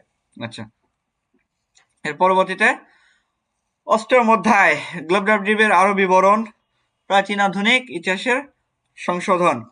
তো এরপরে কি হয়, যে গালিভার প্রাচীন যুগের আরো সব যারা ছিল আর কি, যে অ্যারিস্টটলের তো বললামই, রাজবংশের কলঙ্কিত ইতিহাস। হ্যাঁ, বিভিন্ন দেশে, ইউরোপে যেসব রাজবংশ ছিল, বড় বড় বড় রাজা, ওদেরকে ডাকাই গালিভার, যে তাহলে কেমনে কি আপনাদের ইতিহাসটা কি? তখন বলে এগুলো সবই আসলে মিথ্যা। আমরা মানে সবাই যে একটু বড় বংশে তা না, আমরা অনেক নিচু বংশের আছি, অনেকে আছে হচ্ছে আবার বাস্টার্ড, এরকম যে সবকিছু খুলে খুলে বলে আর কি। এই জিনিসগুলো শুনে গালিভার আসলে অনেক বেশি স্তম্ভিত হয়ে যায়। হ্যাঁ, ইতিহাস বিকৃতি, আমাদের ইতিহাস কিন্তু অবশ্যই বিকৃতি হয়। আচ্ছা, এর পরবর্তীতে মানব জাতির চারিত্রিক অধঃপতন। তো এই জিনিসটা দেখানো হয়েছে। সর্বশেষে গালিভার যে বর্তমান যে প্রজন্ম, হ্যাঁ, এবং তাদের যে পূর্বপুরুষের এটা তুলনা করে এবং তিনি দেখেন যে আসলে বর্তমান যে প্রজন্ম এটা অধঃপতন আসলে হচ্ছে। হ্যাঁ, যে প্রাচীন কৃষকরা কি ছিল, তারা সরল ছিল। তাদের কিন্তু সেই জিনিসটা এই তাদের নাতিপুতিদের মধ্যে নাই। এই যে ভোটের বিনিময়ে দেখেন আধুনিক মানুষ অর্থের বিনিময়ে ভোট বিক্রি করে। একটু আগে আমি বললাম এটা কিন্তু এইখানেও আছে। এবং রাজ দরবারের সমস্ত কাজে যে অভ্যাসে মানে এক কথায় পৃষ্ঠপোষকতায় অভ্যস্ত। হ্যাঁ, এইসব মানে মিলে যাবে, সবকিছু মিলে যাবে। মনে হবে গালিভার মানে জনসন সুইফট আপনাকে সামনে রেখে এগুলো বলতেছেন, আপনার দেশের অবস্থা, আপনার বর্তমান অবস্থা উল্লেখ করতেছেন। আচ্ছা, নবম অধ্যায় কি আছে? মালডোনাডায় প্রত্যাবর্তন, লুগনেক রাজ্যে যাত্রা। আচ্ছা, লেখকের বন্দিদশা এবং রাজদরবারে প্রবেশের বিচিত্র পদ্ধতি। তো লুগনেক যাত্রা এবং ছন্দ পরিচয়। তো গালিভার কি করে? জাদুকরদের দ্বীপ এবার ত্যাগ করে। তার যা শিক্ষা সে তো নিছে। এবার সে পুনরায় মালডোনায় ফিরে আসে। তো সেখানে এসে প্রায় ১ মাস পর সে মানে লুগনাক রাজ্যে সে বন্দরে পৌঁছায়। কোন বন্দর? ক্লুমেগনিক বন্দরে পৌঁছায়। আচ্ছা, তো জাপানে প্রবেশের পথ সুগম করতে সে কি করে? নিজের যে যে মানে পরিচয়টা সে গোপন করে সে একটা ওলন্দাজ বা ডাচ, মানে ডাচ হিসেবে পরিচয় দেয়, ডাচ নাবিক হিসেবে। তো কারণ জাপানে প্রবেশের যে অধিকার এটা ডাচদের ছিল। কেন ছিল? কারণ ডাচরা খ্রিস্টান হইলেও যে যীশু খ্রিস্টের ক্রস তারা মারাইতো পা দিয়ে। আর এই জিনিসটা জাপানিরা খুব পছন্দ করত, কারণ ওরা তো খ্রিস্টান ছিল না জাপানিরা। তো যাই হোক, বন্দিদশা এবং দভাষী নিয়োগ। তো যাই হোক, রাজদরবার থেকে নিয়োগ মানে নির্দেশ না আসা পর্যন্ত তারা কি ছিল না, ওই যে মানে বাইরে যেতে পারবে না। ওখানে গালিভারকে বন্দি করে রাখা হয়। স্থানীয় ভাষা শেখার জন্য একটা দোভাষী রাখা হয়। তো যাই হোক, এর পরবর্তীতে মানে তাকে রাজদরবারে নিয়ে যাওয়া হয়। ধুলোচাটা, এখানে একটা নিয়ম আছে এই লুগনাকে প্রবেশে। সেখানে হচ্ছে যে যখন কেউ প্রবেশ করে রাজদরবারে হামাগুড়ি দিয়ে প্রবেশ করতে হয় এবং ধুলো চাটতে হয়। এবং এখানে কি হয়, গালিভারের জন্য একটু বিষয়টা সহজ করে দেওয়া হয়, মেঝেটা পরিষ্কার করে দেওয়া হয় যাতে সে প্রবেশ করতে পারে। যাই হোক, এভাবে সে প্রবেশ করে। আবার দেখেন, বিষ প্রয়োগে মৃত্যুদণ্ড এবং রাজার দয়া। এবং কি করা হয়, এই যে নিচে কাউকে যদি মারা হয়, মানে দেখা যাচ্ছে তার মৃত্যুদণ্ড কার্যকর করা হলে তখন ওই মেঝেতে বিষ ছিটিয়ে দেওয়া হয়, পাউডার জাতীয় এক ধরনের বিষ। এবং ওই বিষ সে চাটতে হয় বাধ্য হয়ে, এবং ২৪ ঘন্টার মধ্যে এই মানুষ মারা যায়। তো রাজা এখানে যে মানে একটু নিজের ক্রেডিট এভাবে নেয় যে পরিষ্কার মেঝেতে বিষ ছিটিয়ে দেওয়া হয়েছিল, এবং তারপরে তার মৃত্যু হয়েছে, এটাই করে মানে এভাবে একটু ক্রেডিট নেয় অন্তত ভালোভাবে তার মৃত্যু হয়েছে। তারপর রাজার সাথে কথোপকথন। তার পরবর্তীতে রাজাকে সে পাম মারে গালিভার গিয়ে, এবং দেখ রাজা কথাবার্তা শুনে একটু খুশি হয়। তো যাই হোক, এখানে গালিভার মোটামুটি অনেকদিনই থাকে। এর পরবর্তীতে ১০ম অধ্যায় লুগনাকবাসীর প্রশংসা, স্ট্রালবার্গ ব্রুক বা অমর মানুষদের বর্ণনা এবং এই বিষয়ে লেখকের সাথে বিশিষ্ট ব্যক্তিদের কথোপকথন। তো স্ট্রালব্রুক বা অমর মানুষের পরিচয়। তো লুগনাকের অধিবাসীরা অত্যন্ত কি ছিল, ভদ্র এবং বিনয়ী ছিল। তো যাই হোক, সেখানে গালিভার এক অদ্ভুত প্রজাতির দেখা পায়, আর এরা হচ্ছে স্ট্রালব্রুকস বা অমর। এরা মোটামুটি মানে ১২ বছর বয়সে মানে এদের যে মানে যে এদের যে হচ্ছে জন্মগ্রহণ করে, লেফট আইব্রো এর উপরে একটা রেড ডট থাকে, এই নিয়ে এরা জন্মগ্রহণ করে। হ্যাঁ, এবং যখন এরা আস্তে আস্তে বড় হয় তখন এটা চেঞ্জ হয়। যেমন ১২ বছর বয়সে এটা সবুজ হয়, তারপরে ২৫-এ নীল, এবং ৪৫ এটা কুচকুচে কালো হয়ে যায়। হ্যাঁ, তো যাই হোক, আর এরা কোনোদিনও মরবে না, এটা কোনোদিনও মরবে না। তো গালিভারের প্রাথমিক উল্লাস, অমরত্বের কথা শুনে গালিভার পাগল হয়ে আত্মহারা হয়ে যায় যে বাহ, তাহলে তো এরা তো অমর, মানে কি এরা পৃথিবীর সবচেয়ে সুখী মানুষ। কিন্তু আস্তে আস্তে তার ভুলটা ভাঙে। যাই হোক, তো তিনি বলেন যে যদি তিনি অমর হইতেন তাহলে তিনি কল্পনা করেন যে আমি যদি অমর হইতাম তাহলে কি করতাম, পৃথিবীর সব সম্পদ আমি আহরণ করতাম এবং পৃথিবীর সবচেয়ে ধনী মানুষ আমি হয়ে যাইতাম। তারপর বিভিন্ন জ্ঞান বিজ্ঞান অর্জন করতাম, পণ্ডিত হয়ে যেতাম, পৃথিবীর শ্রেষ্ঠ। আবার আমি একটা বিশ্বকোষ, হ্যাঁ, ওরাকল, একটা বই লিখতাম যাতে করে পরবর্তীতে নথি হিসেবে থাকে, সঠিকটা ইতিহাস মানুষ যেন জানতে পারে। হুম, এবং আমি সবকিছু পৃথিবীর বিভিন্ন জাতির বিভিন্ন গোষ্ঠীর উত্থান পতন, বিভিন্ন সাম্রাজ্যের, এগুলো আমি স্বচক্ষে দেখতে পারতাম। মানে এই নিয়ে সে একটু গর্ব করে। কিন্তু অমরত্বের নিষ্ঠুর বাস্তবতা। কিন্তু পরবর্তীতে সে বুঝতে পারে যে আসলে না, বিষয়টা আমার না। হুম। তো পরবর্তী যাক, আহ, এই যে লুগনাকবাসীরা এই তার যে কল্পনা এটা শুনে হাসাহাসি করে এবং তারা বলে আসল সত্যটা কি। তো বলে যে শারীরিক ও মানসিক কষ্ট। তো 80 বছর পরে কি হয়, এই যে যারা হচ্ছে স্ট্রাল ব্রাগস, এরা মূলত কি হয়, এরা হচ্ছে এদের মৃত্যু বলে ঘোষণা করা হয় এবং এদের সম্পত্তি এদের উত্তরাধিকারীদের দিয়ে দেওয়া হয়, হ্যাঁ। এবং এরা তখন একা বন্ধুত্বহীন হয়ে পড়ে, হ্যাঁ।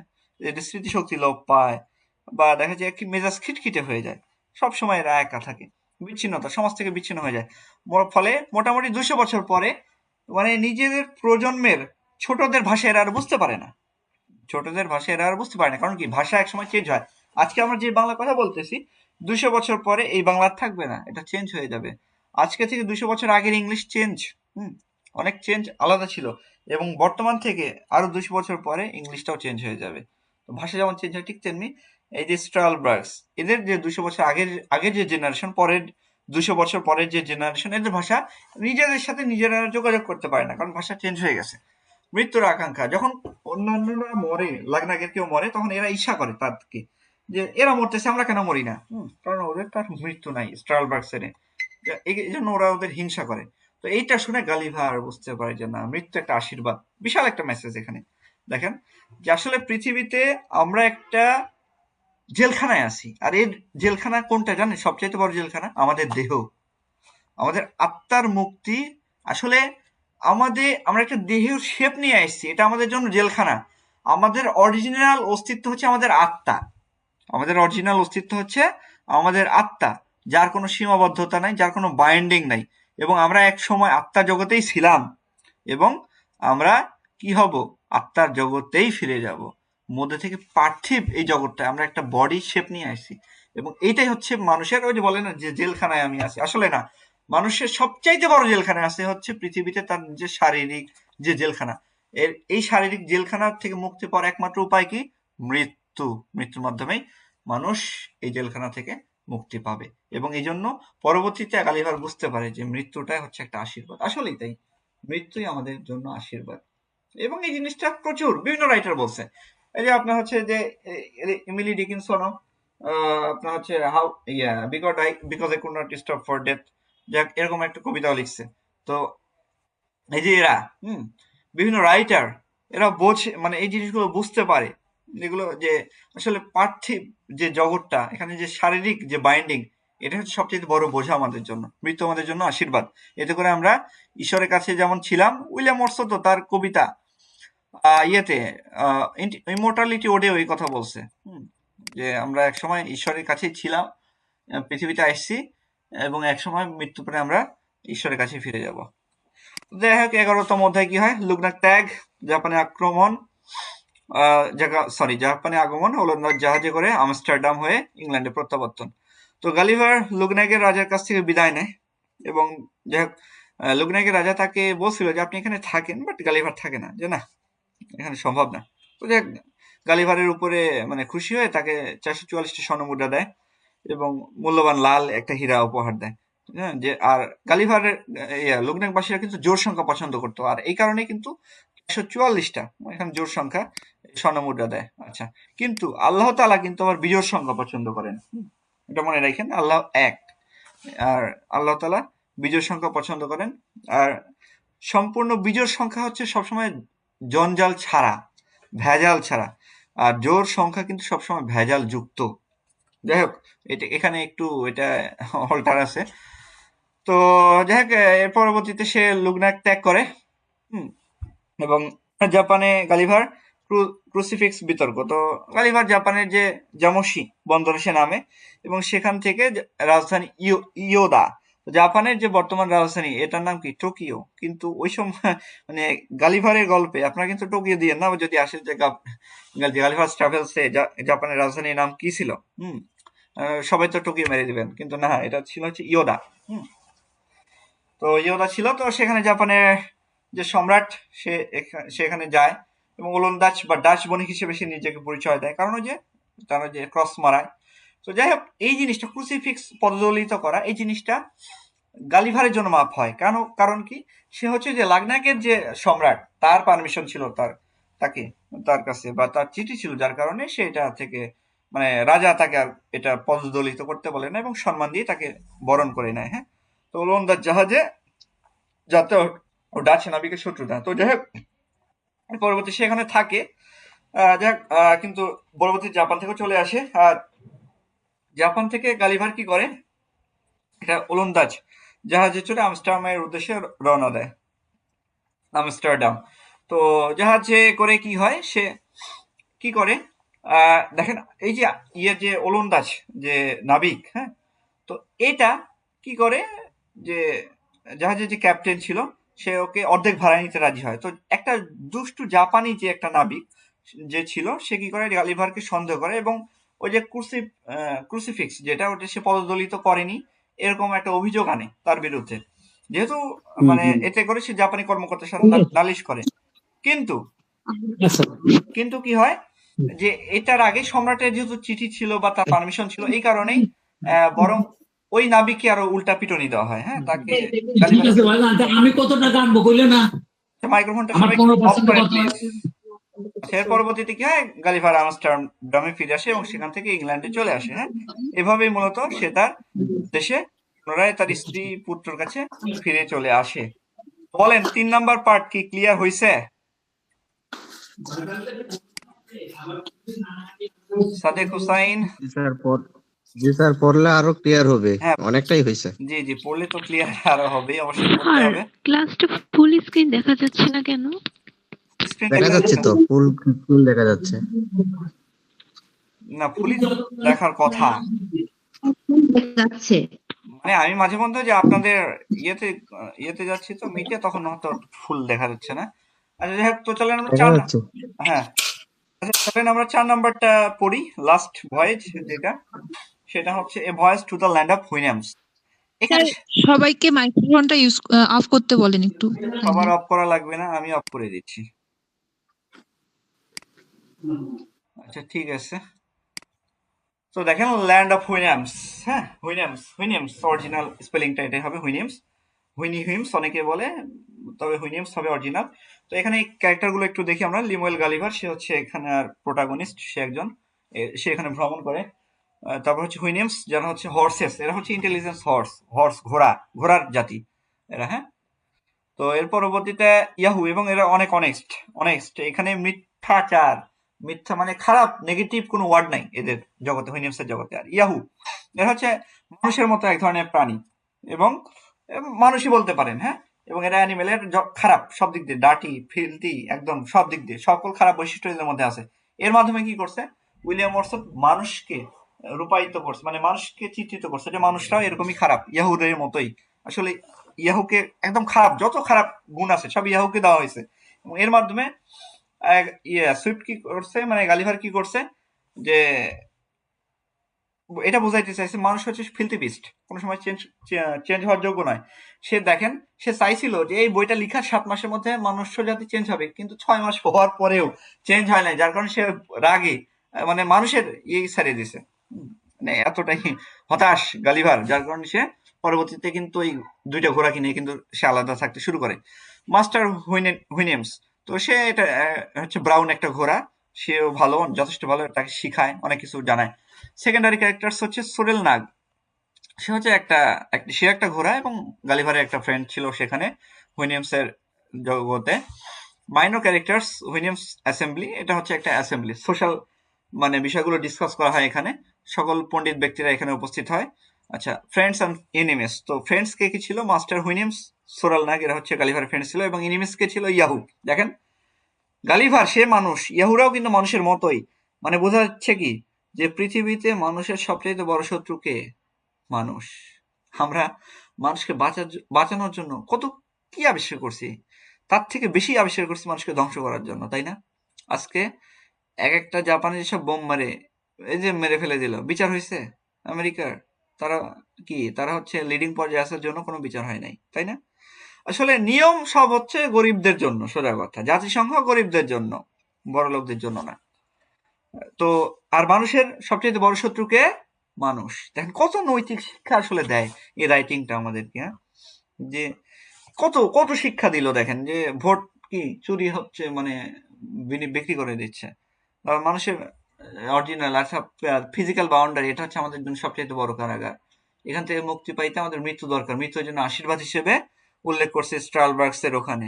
তারপরে যে এখানে উল্লেখ করতেছে মানুষ আসলে সবচেয়ে নিকৃষ্ট, ফিলথি বিস্ট, এইভাবে উল্লেখ করতেছে। যাক, প্রথম অধ্যায় দেখেন, লেখকের ক্যাপ্টেন হিসেবে যাত্রা শুরু, নাবিকদের ষড়যন্ত্র এবং ইয়াহু হুইনিমসদের মধ্যে প্রথম সাক্ষাৎ। তো এখানে কি হয়, তো এর পরবর্তীতে গালিভার চতুর্থ যাত্রা শুরু করে। এবারের জাহাজের নাম কি? অ্যাডভেঞ্চারার। জাহাজের নামটা কি? অ্যাডভেঞ্চারার। হ্যাঁ, মনে রাখতে হবে। আচ্ছা, তো তিনি কি করেন যে বার্বাডোস থেকে কিছু নাবিক নিয়ে যাত্রা শুরু করেন, এবং এইখানে কি ছিল, দুর্ভাগ্যজনক বশত এই সবাই ছিল হচ্ছে জলদস্যু। হ্যাঁ, মানে দুইটা গ্রুপ জলদস্যু ছিল। তো যাই হোক, মানে এরা কি করে, জলদস্যুরা এরা এই ইয়েকে মানে তাকে বন্দি করে ফেলে এবং তাকে একটা দ্বীপে ফেলাই দিয়ে চলে যায়। তো যাই হোক, ইয়াহু তো তীরে নামার পর গালিভার দেখে যে সে ভিতরে হাঁটতে শুরু করে। কি করবে, সে অদ্ভুত একটা লোমশ কিছু মানুষকে মানুষের মতোই জিনিস দেখতে পায়, মানে মানুষের মতোই তারা, লোমশ, গায়ে লোম ছিল, নখগুলো বড় বড় ছিল এমন। তো তারা একটু চেহারা একটু মানুষের থেকে একটু বিকৃত, তাই মানুষ, এরা মানুষের প্রতিনিধিত্ব করে। এরা গাছে চড়তে পারতো, হিংস্র ছিল খুবই। হ্যাঁ, তো গালিভার তাদের দেখে মানে খুবই একদম ঘৃণা করে যে এটা কেমন একদম নিকৃষ্ট মানুষেরা। মনে করছিল সে এরা আসলে বন্য মানুষ, এরম মনে করছিল। তো যাই হোক, সে কি করে, একটি মানে ইয়াহু, তখন ওই যে ইয়াহু, এরা হচ্ছে ইয়াহু, হ্যাঁ, এরা গালিভারকে আক্রমণ করতে আসে, তখন গালিভার তলোয়ার দিয়ে ঠেকায়। তখন যাই হোক, ওই পালের যত ইয়াহু আছে সব গালিভারের উপরে মলত্যাগ করতে শুরু করে দেয়, এতটা নিকৃষ্ট। হ্যাঁ, তো যাই হোক, হুইনিমস বা বুদ্ধিমান ঘোড়ার আগমন, তো এদের উৎপাত অতিষ্ঠ হয়ে গালিভার কি করে, সে মানে পালিয়ে যেতে শুরু করে। তখন কি হয়, ওই যে দুইটা ঘোড়া আসে, হ্যাঁ, অর্থাৎ আপনার হুইনিমস আসে, তো এসে তাকে উদ্ধার করে নিয়ে, এবং এই ঘোড়াদের দেখে ওই ইয়াহুরা চলে যায়। এখানে দেখেন পৃথিবীতে কি হয়, মনিব কারা, মনিব হচ্ছে মানুষ, এবং এবং তারা ঘোড়া কি, তাদের হচ্ছে গৃহপালিত পশু। মানুষের সুবিধাতে ঘোড়াকে ইচ্ছা মতো ব্যবহার করে। ওইখানে তার উল্টা, ওইখানে হচ্ছে মাস্টার কারা, ঘোড়ারা, এবং কারা মানে কাদের পরিচালিত করে, মানুষদের তারা পরিচালিত করে নিজেদের মতো করে, আচ্ছা, কাজ করায়। তবে এরা অনেক বেশি বিশৃঙ্খল। আচ্ছা, তো হুইনিমস ঘোড়া আসে, এবং যাই হোক এরা মানে ঘোড়ার যে ডাক, হেসা এরকম শব্দ করে।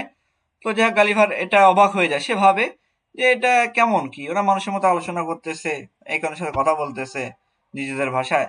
তো গালিভারকে নিয়ে তারা কৌতূহল দেখায়, তো ভাষা ও আচরণের বিস্ময়। তো গালিভার লক্ষ্য করে যে তারা বারবার দুইটি কথা উল্লেখ করতেছে, একটা হচ্ছে ইয়াহু আর একটা হচ্ছে হুইনিম। তো যাক, গালিভার এটা যখন অনুকরণ করে তাদের, তখন তারা খুশি হয়। আচ্ছা, তো দ্বিতীয় অধ্যায়, হুইনিমের গৃহে গালিভার, ইয়াহু এবং মানুষদের মধ্যকার সাদৃশ্য আবিষ্কার ও গালিভারের খাদ্য সংকট।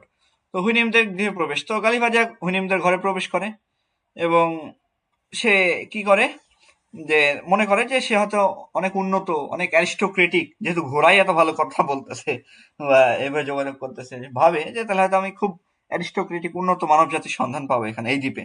কিন্তু না, অরিজিনাল ঘোড়ারাই মূলত এইসব কাজে ব্যস্ত, নিজেরাই কাজ করে। তো ঘোড়ারা মানুষকে মূলত বশ করে রাখছে। তো ইয়াহু ও মানুষের মধ্যকার ভয়াবহ সাদৃশ্য।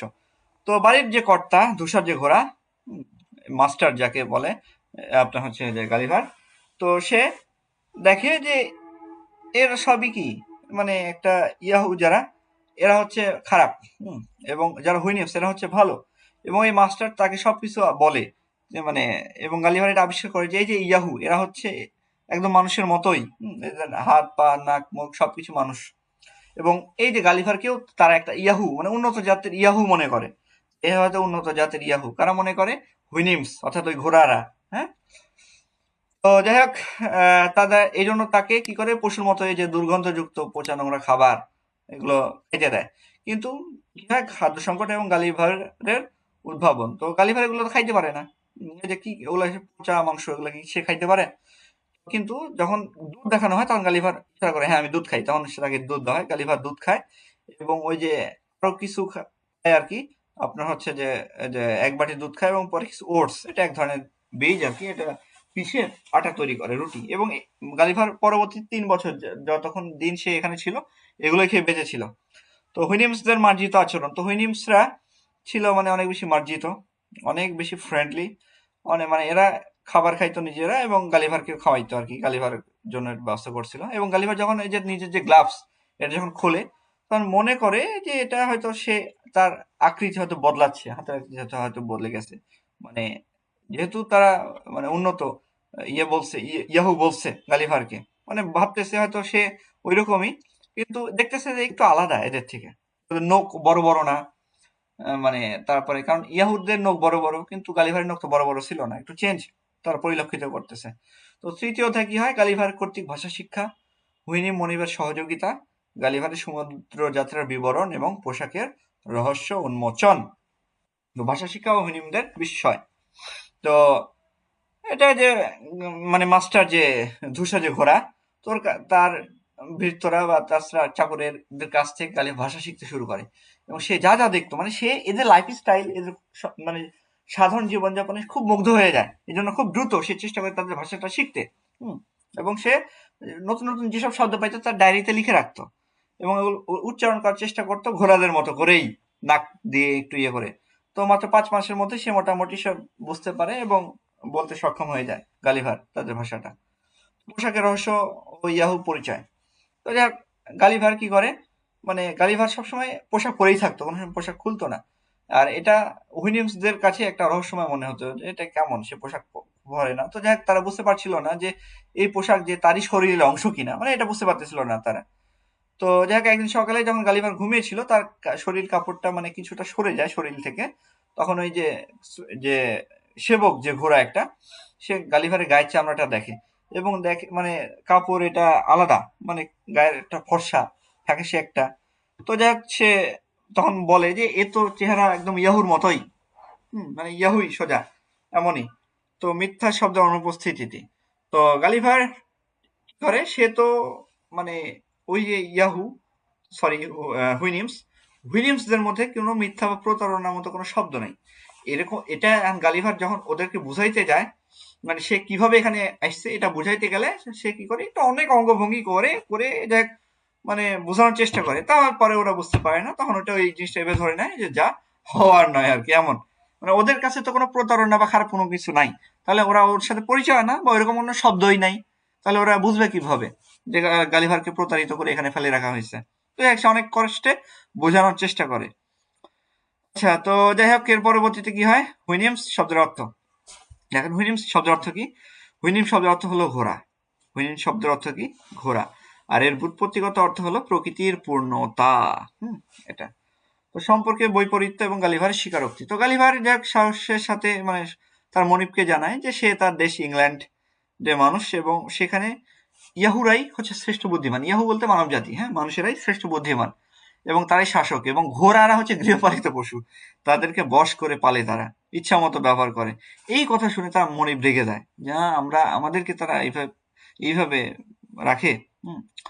যাক, তবে সে গালিভারকে দেখে মনে করে যে না, ইয়েরা যতটা বর্বর গালিভার অন্তত অতটাও বর্বর না, এইভাবে। তো এই জন্য তবে মাস্টার মানুষ সম্পর্কে একটা নিচু ধারণা করে যে আসলে মানুষরা একদম ফিল্থি বেস্ট, খুবই নোংরা এবং নিচু শ্রেণীর পশু আর কি মানুষেরা, বা ইংল্যান্ডের মানুষজন। এর মাধ্যমে দেখেন ইংল্যান্ডের মানুষদের যে ব্যবহার আচরণ এটাকে একদম ডিরেক্টলি সিটিয়ার করতেছে, ডিরেক্ট না ইনডিরেক্ট হবে এটা, মানে ইনডিরেক্টলি রাইটিং এর মধ্যে স্যাটার করতেছে যে এটাকে বলছে ঘোড়া বলতেছে হুইনিমসে। আচ্ছা, চতুর্থ অধ্যায় সত্য মিথ্যা সম্পর্কে হুইনিমসের ধারণা, লেখকের বর্ণনায় মনিবের অসন্তোষ এবং ইউরোপীয় জীবনযাত্রার বিবরণ। তো মিথ্যা সম্পর্কে হুইনিমসদের দৃষ্টিভঙ্গি। তো বলছে যে গালিভার কি করে, যখন তার মনিবকে আসলে মানুষের মিথ্যা বলার প্রবণতা বোঝাইতে চায় যে ইংল্যান্ডের মানুষ মিথ্যা বলে, তখন তার মনিব মানে কথা বুঝতে পারে না, বিভ্রান্ত হয়, কারণ তাদের তো ওইরকম কোনো শব্দই নাই, মিথ্যা, সন্দেহ, প্রতারণা এরকম কোনো খারাপ কোনো শব্দই নাই, তো বুঝবে কিভাবে? তো যাক, এটা অনেক কষ্টে সে মানে বোঝাইতে চেষ্টা করে আর কি। তো এগুলো দেখ তাও হয় না, কোনোভাবে হচ্ছিল না। তো দেখ, সে কি করে, মানুষের যে ঘোড়াদের যে অবস্থা এটা সে বর্ণনা করে, বলে যে ইংল্যান্ডে ঘোড়াদের দিয়ে গাড়ি টানা হয়, হ্যাঁ, অর্থাৎ ঘোড়া গাড়ি তৈরি করা হয়, দৌড় প্রতিযোগিতা করানো হয়, এবং ঘোড়াদেরকে কি করা হয়, খাসি করা হয়, মানে কি ওই যে কেটে ফেলা হয় আর কি। এগুলো শুনে একদম খেপে যায় ওই ইয়ে, মানে বলে যে আসলে মানুষরা খুবই খারাপ, মানে মানুষ সম্পর্কে তারা আইডিয়া করে ওই হুইনিমস মাস্টার ঘোড়া মাস্টার, তিনি মানুষ বুঝতে পারে যে মানুষ আসলে খুব বর্বর জাতি। মানুষের শারীরিক গঠন নিয়ে রাজার সমালোচনা। তো এর পরবর্তীতে কি হয়, মনিব কি করে গালিভারের শারীরিক গঠন এবং ইয়াহুদের মানে মধ্যে যে পার্থক্য, এটা পার্থক্য করে এবং তিনি বলেন যে আসলে গালিভারের শরীরের গঠন কিছুটা আলাদা, এবং তবে ত্রুটিপূর্ণ, যেমন ইয়াহুদের থেকে। যেমন ইয়াহুদের ওরে হচ্ছে নখগুলো বড় বড় ইয়াহু, কিন্তু মানুষের এই যে গালিভারের নাই বা মানুষের নাই। তারপরে তাদের পায়ে যে নখ, হ্যাঁ, এটা তাদের যে চামড়া, জুতো পরতে হয় না, বা তারা এটা গাছে চড়তে পারে ইয়াহুরা এই পায়ের নখরের সাহায্যে, কিন্তু মানুষের এগুলো নাই, মানুষ এগুলা কোনো কিছুই নাই। আবার তার যে চোখ, হ্যাঁ, এটা সামনের দিকে হয়, তারা কি ঘাড় ঘুরিয়ে দেখতে পারে না, কিন্তু ইয়াহুরা দেখতে পারে। আচ্ছা, প্রাকৃতিকভাবে মানুষ মানে অনেক ঝামেলা পোহাইতে হয়, ঘরের মধ্যে থাকা লাগে, কিন্তু ইয়াহুরা প্রকৃতিতেই থাকতে পারে, কারণ রোদ বৃষ্টি ওদের কিছু করতে পারে না। এই পার্থক্যগুলো ওই করে রাজা করে, মানে ওখানকার মানুষ করে আর কি, মনিব করে, রাজা বলতেছি। আচ্ছা, আর ইংল্যান্ডের নাবিকদের অপরাধের খতিয়ান। তো যে ইংল্যান্ডের যে নাবিকরা যা যা করছে গালিভারের সাথে বা তাদের যে আচরণ, এই সম্পর্কে গালিভার বলে এবং এটা নিয়েও যে স্যাটায়ার হয়। পঞ্চম অধ্যায় লেখকদের বর্ণনায় ইংল্যান্ডের বর্তমান অবস্থা, ইউরোপের রাজন্যবর্গের মধ্যে যুদ্ধের কারণ, ইংরেজ বিচার ব্যবস্থার ব্যাখ্যা। তো ইউরোপীয় যুদ্ধের অসারতা ও কারণ। তো এখানে কি হয় দেখেন, গালিভার আর হুইলিয়ামস যে গত কয়েক বছরে মানে মানে মানুষেরা যা রক্তক্ষয়ী যুদ্ধ করছে, এগুলো ইতিহাস গালিভার তুলে ধরে, হ্যাঁ, এবং বলে যে প্রায় মোটামুটি 10 লক্ষ মানুষ গত কয়েক বছরে মারা গেছে। মানুষরা এইসব উল্টা ঠুনকো জিনিস নিয়ে, যেমন হচ্ছে রুটি আসলে মাংস কিনা, এগুলো, তারপর হচ্ছে কোন ফলের রস মদ নাকি রক্ত, এরকম মানে ঠুনকো। এর মাধ্যমে গালিভার প্রমাণ করতে চাচ্ছে যে ইংল্যান্ডের মানুষজন তুচ্ছ, এই যে ধর্ম, এগুলো নিয়ে অযথায় যুদ্ধ করে। তারপরে দেখা যাচ্ছে যে টুকটাক এই যে বিভিন্ন গায়ের রং, এগুলো হাবি যাবি নানান কিছু, যে কোনো বিষয় নিয়ে এগুলোর সাথে যুদ্ধে জড়ায় এবং মানুষ অযথাই মারা যায়। এগুলোকে অযথা একদম মানে কি বলা হয়, একদম খারাপ বর্বর কাজ বলে তুলে ধরা হয়েছে। আবার রাজা অনেক বেশি দম্ভ থাকে, এর পরবর্তীতে ছোট ছোট রাজ্যগুলো দখল করার চেষ্টা করে। আবার ভাড়াটে সৈন্য কি করে, যেই সব দরিদ্র রাজা থাকে তারা কি করে, তাদের সৈন্যবাহিনী পাঠায় দেয় যুদ্ধ করতে, এতে করে রাজা বড়লোক হয় কিন্তু সৈন্যরা মারা যায়। এই হচ্ছে অবস্থা। তো এইভাবে সে বর্ণনা করে। তো মানুষের নিষ্ঠুরতা বনাম শারীরিক অক্ষমতা। তো মানুষ আসলে কি করে, কামান গোলা ধ্বংসযজ্ঞ এগুলো করে কি করতে, শরীর যাতে একদম নিঃস্ব করে দেওয়া যায়। এই জিনিসটা আসলে ইয়ারা শুনে হতভম্ব হয়ে যায় যে আসলে এটা কেমন, এরা কেমন ইয়াহু, এরা এত খারাপ। মাস্টার যে তিনি বুঝতে পারেন। তো বিচার ব্যবস্থার বিলম্ব আর কি, হ্যাঁ, বা পঙ্কিলতা যাকে বলে। তো আইনজীবীরা কি করে, কালোকে সাদা বানায়, সাদাকে কালো বানায়, রাতকে দিন বানায়, দিনকে রাত বানায়, একদম আইনজীবীদেরকে ধুয়ে দিছে। মানে এই কথায় বিভিন্ন শ্রেণী পেশার মানুষ ইংল্যান্ডের একদম ধুয়ে দিছে, রাজা থেকে শুরু করে সৈন্য সামন্ত, আইনজীবী, শিক্ষক, হাবিজাবি সবকিছু, কাউকে বাদ দেয় নাই। বিচারক, নজির সবকিছু, এগুলো এরা কতটা খারাপ সবকিছু তুলে ধরছে। হ্যাঁ, এর পরবর্তীতে রানী অ্যানের অধীনে ইংল্যান্ডের শাসন ব্যবস্থা, এখানে রানী অ্যানকে করছে, মানে স্যাটার করছে যে আসলে এরা মানুষ অনেক কষ্ট করে, অনেক করে, হ্যাঁ, মুদ্রা টুদ্রা সোনা এগুলো খনন করে তুলে, কিন্তু এইসব রাজারা নিজের ইচ্ছা মতো এরা ব্যবহার করে। এরা ধনী হয়, টাকা থাকলে মানুষ সবই করতে পারে এখানে। আর কিন্তু ওখানে তো সমাজতান্ত্রিক ব্যবস্থা বিদ্যমান কোথায়, ওই যে আপনার হচ্ছে যে হুইলিয়ামসদের এখানে সবাই সমান, সবার কি করা হয়, একটা ভালো একটা পরিবেশে থাকে সবাই, ওখানে কোনো রাজা নাই, সবার যে সিদ্ধান্ত নেওয়া হয় সামাজিকভাবে সিদ্ধান্ত নেওয়া হয়, সবার মতানৈক্য থাকে, মতের যে ঐক্য সেটা থাকে। তো যা খাদ্যাভ্যাস বা ব্যাধির কারণ, তো এখানে কি হয়, এরা ক্ষুধার্ত না থাকলেও খায়, কারা, মানুষেরা। এই জিনিসটা গালিভার বলে। আর ওরা তো মানে প্রয়োজন অনুযায়ী খায়, না হলে খায় না হুইলিয়ামসরা। চিকিৎসা বিদ্যা, তো চিকিৎসকেরা কেমন, চিকিৎসকেদের দেখেন ধুয়ে দিছে যে মানুষরা যে কোনো যদি কোনো দেখাচ্ছে রোগীর আইডিয়া করে যে রোগী বাঁচবে না, তখন কি করে, বিষাক্ত ওষুধ খায়, তাকে মেরে ফেলে, যাতে তাদের প্রেডিকশন যাতে সত্য হয়। এইভাবে স্যাটার করছে প্রধানমন্ত্রী চরিত্র সবকিছু একদম, মানে নিজেরা কি করে, নিজের স্ত্রী কন্যাদেরকেও মানে দিয়ে দেয়, অন্যের হাতে তুলে দাও ভালো একটা পজিশন পাওয়ার জন্য, এই হচ্ছে অবস্থা। আচ্ছা, তো এইভাবে স্যাটার হয়, মানুষদেরকে স্যাটার করছে গালিভার। তো সপ্তম অধ্যায় কি হয়? লেখকের গভীর দেশপ্রেম, ইংরেজ শাসনতন্ত্র ও প্রশাসকের ওপর মনিবের পর্যবেক্ষণ এবং মানব প্রকৃতির সাথে ইয়াহুদের তুলনা। তো এখানে কি হয়? গালিভারের মানসিক পরিবর্তন। তো গালিভার বুঝতে পারে যে আসলে হুইনিয়ামসরা অনেক গুণাবলী সম্পন্ন, এরা অনেক ভালো মানুষদের থেকে। এই জিনিসগুলো এদের মধ্যে নাই, এদের মধ্যে কোনো যুদ্ধ নাই, কোনো বিগ্রহ নাই। তাই তিনি সিদ্ধান্ত নেন যে আমি আর কোনোদিন মানুষ সমাজে ফিরে যাবো না, আমি এদের দলই থাকবো, এখানেই থেকে যাব। কিন্তু এটা তো আর আসলে হয় না।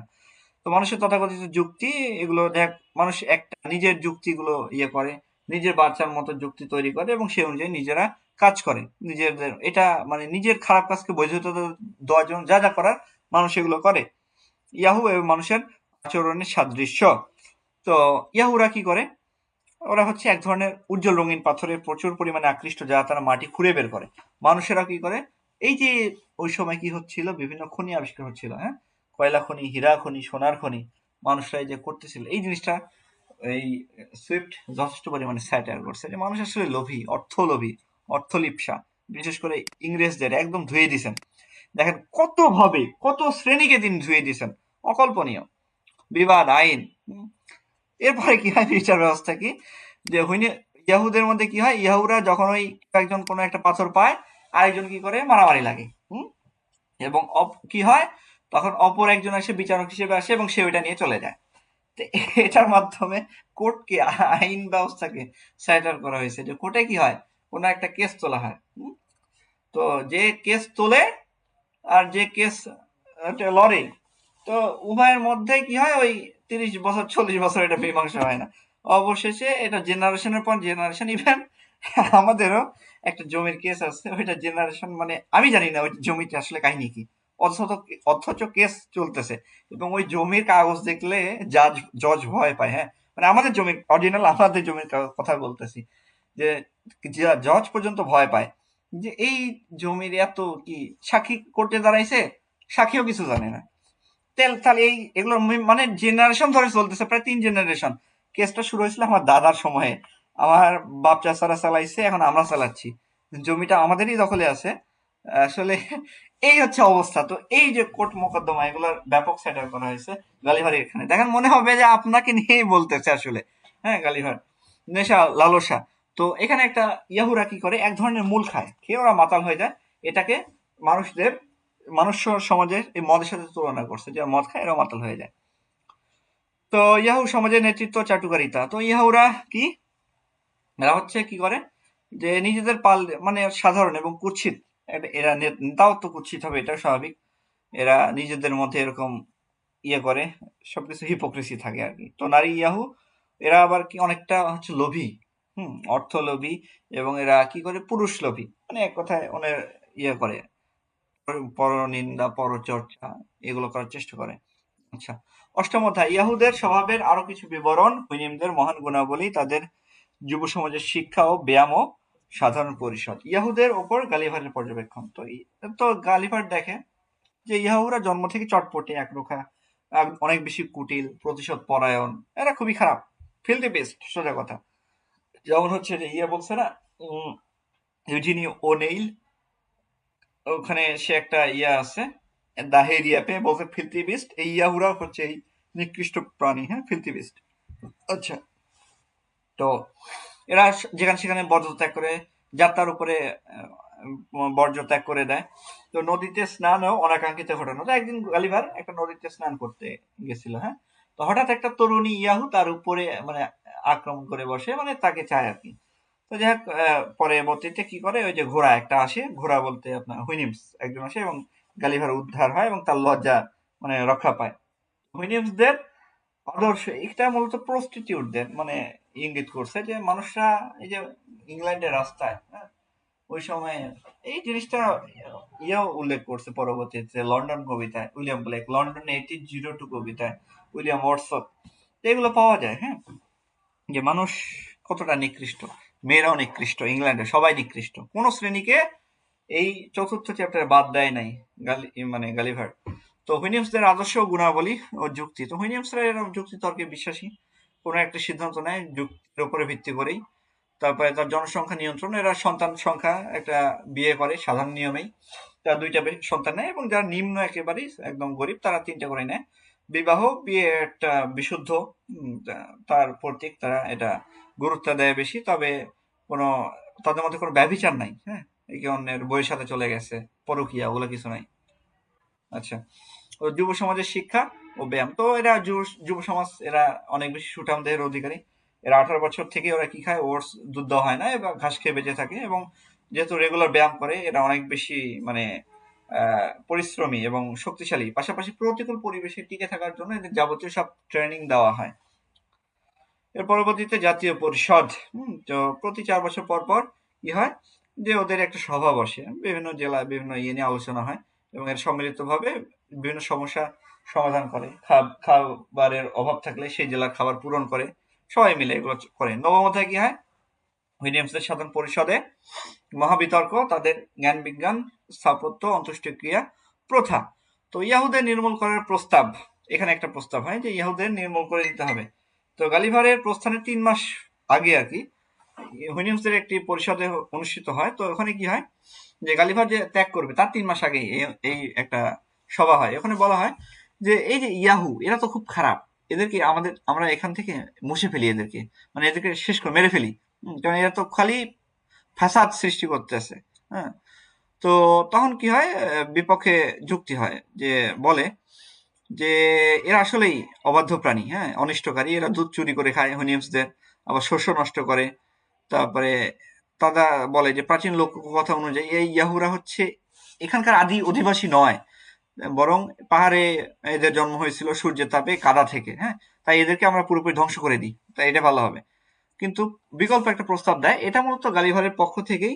গালিভার এই বুদ্ধিটা দিয়েছিল তার মাস্টারকে, তার মাস্টার বলে যে না, এই কাজ করা যাবে না, বরং একটা কাজ করি, কি করি, এই এদেরকে ইম্পোর্টেন্ট করে দিই। মানে কি, যে যদি এদেরকে ইম্পোর্টেন্ট করে দিই, হ্যাঁ, ওইটা যদি কেটে ফেলে দেওয়া হয়, বের করে ফেলে দেওয়া, তাহলে কি হবে, এদের প্রজনন ক্ষমতা কমে যাবে, তাহলে একসময় হয়তো অল্প কয়েক বছরের মধ্যে এরা বিলুপ্ত হয়ে যাবে। তখন এই জিনিসটা সবার পছন্দ হয় এবং এই জিনিসটা গ্রহণ করবে বলে সিদ্ধান্ত নেয়। তো হুইলিয়ামসদের শিক্ষা, জ্ঞান ও শিক্ষা, তো এটা আসলে তাদের কোনো লিখিত সাহিত্য নেই, মুখে মুখেই তারা ঐতিহ্য রক্ষা করে। এছাড়া বিভিন্ন বিষয়ে তারা ভেষজ সম্পর্কে দক্ষ, মানে প্রাকৃতিক পরিবেশে যেহেতু থাকে সবকিছুই ওরা জানে, প্রকৃতির কোনটা কি কাজে লাগে। স্থাপত্য, গৃহস্থালী দক্ষতা, তো হুইলিয়ামসরা কোনো উন্নত ধাতু বা লোহার আসলে ব্যবহার জানে না, তবে এক ধরনের বিশেষ গাছ, হ্যাঁ, এবং পাথর ব্যবহার করে তারা ঘরবাড়ি তৈরি করে। গালিভার এটা মানে অবাক হয়ে যায় যে হুইলিয়ামসরা আসলে তাদের খুরের সামনের যে অংশটা, এটা আসলে মানুষের মানে হাতের মতোই নিপুণভাবে তারা ব্যবহার করতে জানে, একদম সুন্দর করে। আচ্ছা, তারা শুয়ে সুতা পর্যন্ত পরাইতে পারে এটা দিয়ে। তো মৃত্যু, অন্ত্যেষ্টিক্রিয়া সম্পর্কে দৃষ্টিভঙ্গি, তো হুইলিয়ামসরা মৃত্যুকে আসলে দুঃখের বিষয় মনে করে না, হ্যাঁ, তারা মোটামুটি 70 থেকে 75 বছর বাঁচে, এটা মনে রাখেন, 70 থেকে 75 বছর। তো মৃত্যুর কয়েক সপ্তাহ আগেই তারা বুঝতে পারে যে তারা মারা যাবে, এবং এটা তার স্বাভাবিকভাবে নেয়। আমাদের মধ্যে হাও মাও করে কাদা, তারপরে 2 দিন মানে ক্লাস পাশে রেখেই কি করে, জমি ভাগ করা, এরকম হিপোক্রেসি ওদের মধ্যে নাই। হ্যাঁ, তো ওরা কি হয়, স্বাভাবিকভাবেই দাহ করে, সবকিছু শেষ হয়ে যায়, কোনো শোক প্রকাশ করে না, কারণ ওরা জন্ম, মৃত্যু, বিয়ে এরা মনে করে যে এটা স্বাভাবিক রিচুয়ালস। এর মাধ্যমে যে মানুষের এই যে অতি আবেগ দেখানো, তারপরে তারপরে আবার হিপোক্রেসি, এটাকে মূলত কি করা হয়েছে, স্যাটায়ার করা হয়েছে। দশম অধ্যায় কি হয়, ইউনিভার্সদের মাঝে লেখকের সুখী জীবন এবং চারিত্রিক উন্নতি, দেশ ত্যাগের আদেশ, বিদায়ের বেদনা এবং কেন তৈরির করে সমুদ্র যাত্রা। তো কি হয়, গালিভারের সুখী ও মিতব্যয়ী জীবন, তো গালিভার ওখানে ভালোই ছিল, সে খুব ভালোভাবে থাকতেছিল, কিন্তু তার গায়ে ছিল কাদের চামড়া, ইয়াহুদের।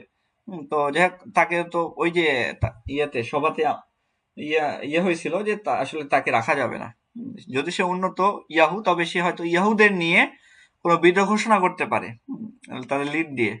তো এতে করে বিশৃঙ্খলা ফাসাদ তৈরি করতে পারে, এই জন্য তাকে রাখা যাবে না। ওই সভাতে মানে ইয়ে হয়, সিদ্ধান্ত হয় গালিভারকে তার নিজের দেশে পাঠিয়ে দেওয়া হোক। তার কিছু করার নেই, তখন কি হয়, ইয়াহুদের চামড়া দিয়ে সে রোদে শুকিয়ে কি করে, ওই একটা ইয়ে মেরামত করে, হ্যাঁ, বিভিন্ন সবকিছু মেরামত করতে থাকে। ইয়াহুদের জ্ঞানগর্ভ আলোচনা সবকিছুই সে, উইলিয়ামসদের জ্ঞানগর্ভ আলোচনা, সে মনিদের মানে সকল কিছু সে শোনে, সকল বিশ্লেষণ সবকিছুই, এক কথায় তাদের ভাষা, শিক্ষা, রীতিনীতি সবকিছু, চালচলন, প্রত্যেকটা জিনিস তার ভালো লাগে। তো নির্বাসনের আদেশ যখন দেওয়া হয় অ্যাসেম্বলি থেকে, তখন তো যাইতে হবে। তখন তাকে কি হয়, তার যে একটা বুদ্ধিমান যে ঘোড়া সোরাল নাগ, হ্যাঁ, তো সে ছিল, সে তাকে হেল্প করে কানু তৈরিতে, ছোট নৌকা তৈরিতে। তো এই যে পাল, এটা ইয়াহুদের ওই ইয়ে দিয়ে তৈরি করা হয়, এবং এটা যে ছিদ্রগুলো, এটা ইয়াহুদের গায়ের চর্বি দিয়ে এটা পূরণ করে দেওয়া হয়। এবং গালিভার সাথে অনেক ওটস, দুধ, এগুলো শুকনো মাংস, এগুলো সে সাথে নেয়। চূড়ান্ত বিদায়। এর পরবর্তী সে যাইতে তো চাচ্ছিল না, বাট উপায় তো নাই। মাস্টার এবং সারেল নাগের কাছে সে বিদায় নেয় এবং কি করে, ওই যে হুইনিম যে মনিব, হ্যাঁ, যে ছিল তার মাস্টার, যে ব্রাউন যে হর্স, তার পায়ে সে চুম্বন করার অনুমতি দেয়। এখন প্রশ্ন হচ্ছে, তার পায়ে চুম্বন করার অনুমতি কেন দেয়? আসলে কেউ ওই মাস্টার যদি কাউকে পায়ে চুম্বন করার অনুমতি দেয়, তাহলে হয় কি, এটা তাদের জন্য ইয়াহুদের জগতে সবচেয়ে বড় সম্মান, এবং সেই সম্মানটা সে গালিভারকে দেয়। গালিভার তার পায়ে চুমু দেয় ওই মাস্টারের ঘোড়ার পায়ে, এটা দিয়ে সে একটা সম্মানের অধিকারী হয়। এবং পরবর্তী যাক সে আবারও একটা গন্তব্যে ফিরে মানে যাত্রা শুরু করে। তো এর পরবর্তীতে ১১ অধ্যায়, লেখকের বিপজ্জনক সমুদ্র যাত্রা, নিউ হল্যান্ডে আগমন, আহত হওয়া, পর্তুগিজ জাহাজ কর্তৃক উদ্ধার, তো দেশ ত্যাগ ও নির্জনতার খোঁজ। গালিভার দেশ ত্যাগ করে হুইনিমসদের। সে জনমানবহীন একটা দ্বীপে কাটিয়ে দেওয়ার চিন্তা ভাবনা করে যে আমি আর মানুষের ভেতর যাবোই না, মানুষ এত খারাপ, আমি আর মানুষের মধ্যে যাব না। আমি তো চাচ্ছিলাম এই হুইনিমসদের সাথে থাকতে, কিন্তু তার যেহেতু থাকতে দিল না, আমি নির্জন একটা দ্বীপে যাব। তো নির্জন একটা দ্বীপে সে যায়, কিন্তু সে আসলে ওখানে বুনো মানুষরা তাকে ওই ইয়ে দিয়ে আঘাত করে আর কি, বিষাক্ত তীর দিয়ে। ক্ষেত্রে তার পায়ে, হাঁটু নিচে একটু আঘাতপ্রাপ্ত হয়, কিন্তু সে যাই হোক ওখানে আর থাকে না। পরবর্তীতে জাহাজের যে একটা ক্যাপ্টেন, এই নামটা মনে রাখবেন, কে তাকে উদ্ধার করে লাস্টে, ক্যাপ্টেন পেড্রো ডি মেন্ডেস তাকে উদ্ধার করে। এবং মানে প্রথমে মানে গালিভারের যে মানে ভাষাটা, সে ওই ইয়ের মতোই, ইয়াহুদের মতোই, সরি হুইনিমসদের মতোই ভাষা উচ্চারণ করে ঘোড়ার মতো। তখন বলে যে মানুষ মানে পাগল। তো যাই হোক, এই captain Pedro de Mendez Portuguese captain, সে অনেক ভালো ছিল। গালিভারকে মানে জাহাজে তুলে নেয় এবং তাকে নিয়ে বাড়িতে ফেরা শুরু করে। তো গালিভার আহ কি করে, নিজের পরিবারের কাছে আসে, কিন্তু এখন সে নিজের স্ত্রীকেও দেখতে পারে না, ঘৃণা করে, যে এরা হচ্ছে সবাই ইয়াহু। তার নিজের ছেলেদেরকেও ঘৃণা করে, তাদেরকে আলিঙ্গন করে না, ইয়াহু এরা এই বলে। তো ঘোড়াদের সাথে বন্ধুত্ব, কালিভার কি করে, 2টা ঘোড়া কেনে এবং প্রতিদিন 4 ঘন্টা করে আস্তা বলে সে থাকতে শুরু করে, হ্যাঁ। এবং সে কি করে দেখেন, অন্যরকম একটা আচরণ করে। 5 বছর পর পর সে কি করে, 5 বছর পরে যখন সে কাহিনীটা লিখতেছে গালিভার, হ্যাঁ, তখনও কিন্তু সে তার স্ত্রী পুত্রদের সাথে এক পাত্রে খায় না, আলাদা পাত্রে খায়, আলাদা জায়গায় বসে খায়। এই এমন একটা অবস্থা। তো এরপরে কি হয়, দ্বাদশ অধ্যায়, লেখকের সত্যবাদিতা, এই গ্রন্থ প্রকাশের উদ্দেশ্য, ঔপনিবেশিক প্রথার সমালোচনা, মানব জাতির প্রতি শেষ উপদেশ এবং উপসংহার। তো সত্যবাদিতার অঙ্গীকার, তো যাক সবার উদ্দেশ্যে গালিভার বলে যে সবার উচিত, বিভিন্ন পর্যটক তারাই তো লেখে, আসলে বিভিন্ন জায়গায় যায় ইতিহাস লিখে, তাদের উচিত কি উচিত, সবসময় সত্য বলা। হুইনিমসদের উদাহরণ টেনে তিনি বলেন যে এদের মতোই সত্য বলা উচিত এবং মিথ্যাকে ঘৃণা করা উচিত সবসময়। উপনিবেশিকতার তীব্র সমালোচনা করে। তো এখানে কি করে সে, লিলিপুটে মানে বলে যে গালিভারকে প্রশ্ন করা হয় যে কেন তিনি আসলে এই দেশগুলো আবিষ্কার রাজমুকুটের নিচে, ইংল্যান্ডের রাজমুকুটের নিচে কেন আনতে চাচ্ছেন না। তখন তিনি বলেন যে আসলে লিলিপুট ওরা আলাদা, মানে ভালো, ওরা যথেষ্ট, মানে সবকিছু সরি, মানে যারা আছে এরা যথেষ্ট ভালো, তবে এটা মানুষের দ্বারা সম্ভব না। কেন সম্ভব না? কারণ লিলিপুট জয় করা বৃথা, দরকার নেই, ওটুকু ছোট একটা জায়গা জয় করে কি করবে। ব্রবডিগন্যাক জয় করা অসম্ভব। কেন? কারণ হচ্ছে ওরা অনেক বড় বড়, মানুষকে একদম শেষ করে দিবে। লাপুটা উড়ন্ত দ্বীপের বিরুদ্ধে ব্রিটিশ সেনাবাহিনী কোনোভাবে টিকবে না, অসম্ভব, ওরা অনেক বেশি এক্সপার্ট, উড়ন্ত সেনাবাহিনী সবকিছু, ওরা উড়ন্ত দ্বীপ। আচ্ছা, হুইনিমসরা যুদ্ধ না জানলেও তাদের যে বুদ্ধি এবং পায়ের একটা লাঠিতে 20,000 ইউরোপীয় সেনাকে ধুলোয় মিশিয়ে দিতে পারে, এই জন্য এদের সাথে কোনো সময় পারবে না। তো এই জন্য গালিভার বরং চান যে হুইনিমসরা ইউরোপে এসে মানুষদের নীতি শিক্ষা দিক, যে হুইনিমসরা আসুক এবং মানুষদের শেখাক। তো এটা মূলত তিনি হুইনিমসরা আনতে না, বরং তিনি চাচ্ছেন যে তাদের উদাহরণটা টেনে তিনি চাচ্ছেন মানুষ আসলে ভালো হয়ে যাক। এই জন্য তিনি বলছিলেন শুরুতেই যে 7 মাসের মধ্যে হয়তো চেঞ্জ আসবে, কিন্তু 6 মাসে যখন মানুষের চেঞ্জ আসে না, তিনি হতাশ হয়ে যান, যেন আলাদাভাবে রেড রিফে থাকতে শুরু করেন। এর পরবর্তীতে ইংল্যান্ডে প্রত্যাবর্তন ও বর্তমান জীবন। তো কালিভার এখন তার নিজ বাড়ি রেড রিফে কি করতেছেন, একাকী জীবন কাটাচ্ছেন। তিনি কি করেন, তিনি বাগানে বসে হুইলিয়ামসদের দেওয়া ওই যে শিক্ষাগুলো চর্চা করেন ওগুলোই, এবং ইয়াহু এবং মানুষদের প্রতি তার যে ঘৃণা এটা এখনো কাটেনি, এখনো বিদ্যমান রয়েছে। আর তিনি এছাড়া আর কি কি করেন, তিনি সপ্তাহে একবার তার স্ত্রীকে তার সাথে খাবার টেবিলে বসার অনুমতি দেন, তাও অনেক দূরে থেকে, যে অনেক দূরে থেকে খাও, তোমার গা দিয়ে গন্ধ বাড়াচ্ছে, ওই যে ইয়াদের মতো, ইয়াহুর মতো গন্ধ। আচ্ছা, মানুষের গায়ের গন্ধ তার ভালো লাগে না, তার ভালো লাগে ঘোড়ার গায়ের গন্ধ, সরি হুইনিয়ামসদের, হ্যাঁ ঠিকই আছে, হুইনিয়ামসদের গায়ের গন্ধ ভালো লাগে তার। তো মানুষের শরীরে যে উদ্ভট গন্ধ, তিনি এটা কি, যে তাকে সুগন্ধি পাতা বা তামাক গুজিয়ে রাখেন তার নাকে, এই জন্য যে মানুষের গায়ের গন্ধ উদ্ভট, এই গন্ধটা তার ভালো লাগে না। এরপরে কি, মানুষের ছোঁয়া এড়াতে তিনি এখনো তার পরিবার থেকে কি থাকেন, দূরে থাকেন, এবং তিনি আস্তা বলে কোনো ঘোড়া দুটির সাথে কথা বলে বেশি মানে সুখ আনন্দ পান, মানে ঘোড়ার সাথে তিনি কথা বলেন। হ্যাঁ, এরপরে কি, মানুষের অহংকার, এর প্রতি আক্রমণ, এবং এট লাস্ট তিনি কি করেন, মানুষকে অহংকার হিসেবে পরিচয় দিয়েছেন, যে মানুষ অহংকার করে। তিনি বলেন যে মানুষের মধ্যে চোর, খুর, ডাকাত, খুনি, ডাকাত, বাটপার সবই আছে, এবং এটা আসলে ওই ইয়াহুরাই অহংকার এটা প্রকাশ করতেছে। তো হুইনিমসরা শ্রেষ্ঠ হওয়া সত্ত্বেও আসলে তাদের কোনো অহংকার নাই, এবং এর মাধ্যমে একটা সূক্ষ্ম একটা স্যাটার দিচ্ছে, সেটা হচ্ছে ভালো মানুষের ভেতরে কোনো সময় অহংকার থাকে না। যে যে ব্যক্তি যত বেশি জ্ঞানী, সে ব্যক্তি তত বেশি নম্র। যে বৃক্ষ যত উঁচু, তাই সে ততটা নুয়ে পড়ে। হ্যাঁ, এই জন্য বিশাল একটা শিক্ষা এখানে আছে, যে আপনার স্বপ্ন আকাশ ছোঁয়া হোক, আপনি আকাশে উড়েন, কিন্তু পাটা যেন মাটিতে থাকে, অর্থাৎ সর্বোচ্চ লেভেলের বিনয়টা যেন সবসময় আপনার ভেতরে থাকে। জাস্ট ইমাজিন কত শিক্ষা দিচ্ছেন এখানে ইনি গালিভারের মাধ্যমে, সুইফট। তো গালিভার যাক বিনীতভাবে অনুরোধ করেন যে সবার কাছে, যে যাদের সামান্যতম অহংকার আছে তারা যেন তাদের চোখের সামনে না আসে, কখনোই না আসে। তিনি তো এই জন্য তাকে বলা হয় অ্যাট লাস্ট মিসানথ্রপিস্ট, অর্থাৎ মনুষ্য বিদ্বেষী। তো এই ছিল হচ্ছে গল্প। তো বলেন, কনসেপশন ক্লিয়ার হয়েছে? এর মোরাল টিচিং গুলো কি পিক করা সম্ভব হয়েছে? ও আচ্ছা, আপনাদের মাইক্রোফোন তো বন্ধ। কি অবস্থা বলেন, সবকিছু কি ক্লিয়ার হইলো? মনে হইলো জি জি, মনে হলো একটা মুভি দেখে শেষ করলাম। তাই না? আর এতগুলা অধ্যায়, 11টা 12টা করে অধ্যায় এক একটা বয়েছে, আসলে মনে রাখাটা খুব কঠিন হয়ে যাবে মনে হয়। মনে রাখা কঠিন হবে না, আপনি জাস্ট রিডিং পড়বেন, নিজে যখন পড়বেন এটা আরো বেশি মনে থাকবে। আর এটা ইয়েটা পড়বেন, আচ্ছা, হুইলিয়ামসের মিনিংস হচ্ছে আপনার ঘোড়া, ঘোড়া পূর্ণ করা, প্রকৃতির পূর্ণতা, প্রকৃতির পূর্ণতা, ঘোড়া এবং প্রকৃতির পূর্ণতা, এই দুইটা হচ্ছে মানে অর্থ। মনে রাখা, তবে আপনি যখন বলতেছিলেন, আসলে আপনি যখন মানে পড়াচ্ছিলেন, চোখে ভাসতেছিল বিষয়গুলো আর কি, হ্যাঁ, অনেকটা কাল্পনিক আর কি। এটা ইমাজিনারি ওয়ার্ল্ডে হারায় যাওয়া লাগবে। হ্যাঁ, তাছাড়া মানে এটা পিক করা কঠিন।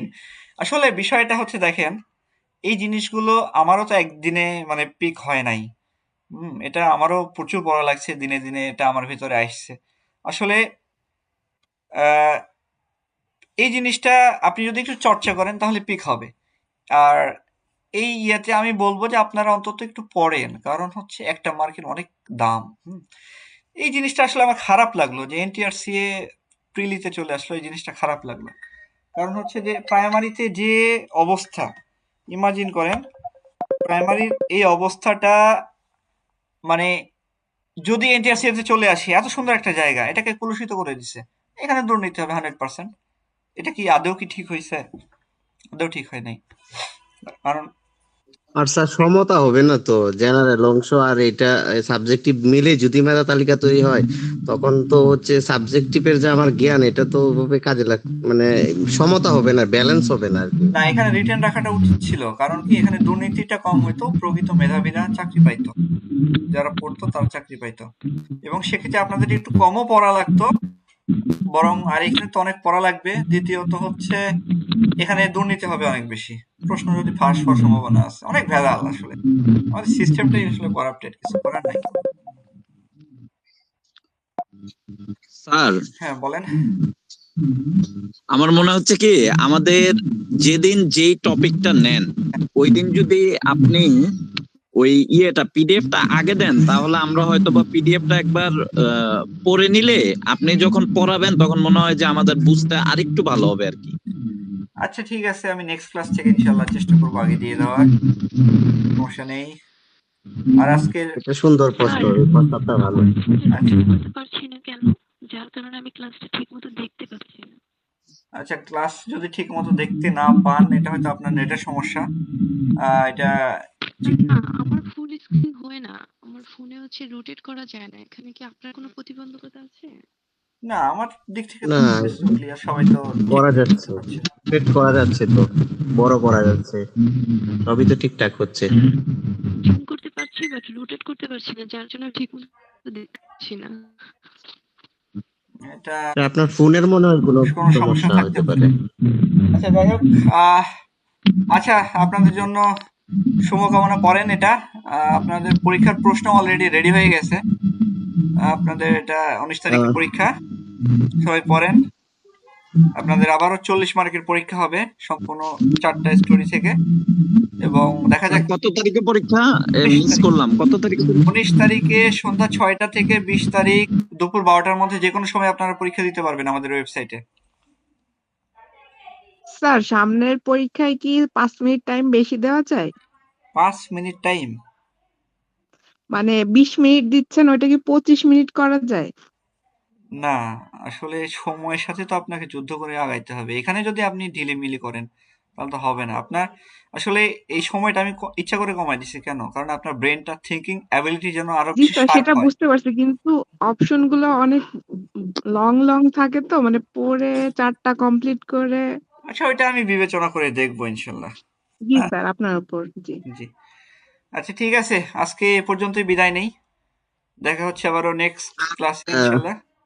হ্যাঁ বলেন।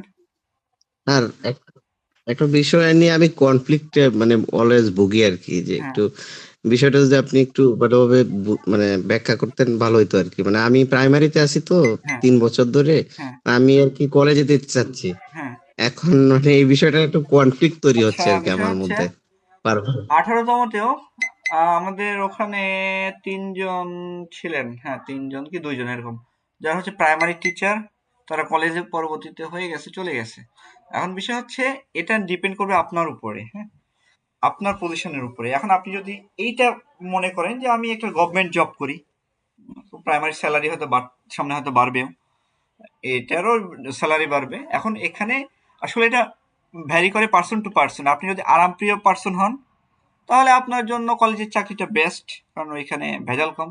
সারাদিনে হয়তো 1-2টা ক্লাস, আবার কোনো দিন ক্লাসই হয় না, খাতা দেখা, কলেজে যাওয়া, 2-3 ঘন্টার জন্য থাকা, চলে আসা, মানে খুব একদম সিম্পলি, মানে এটা রয়্যাল একটা জব কলেজের জবটা, এবং স্যালারিটা যথেষ্ট হ্যান্ডসাম, প্রাইমারি থেকেও বেশি।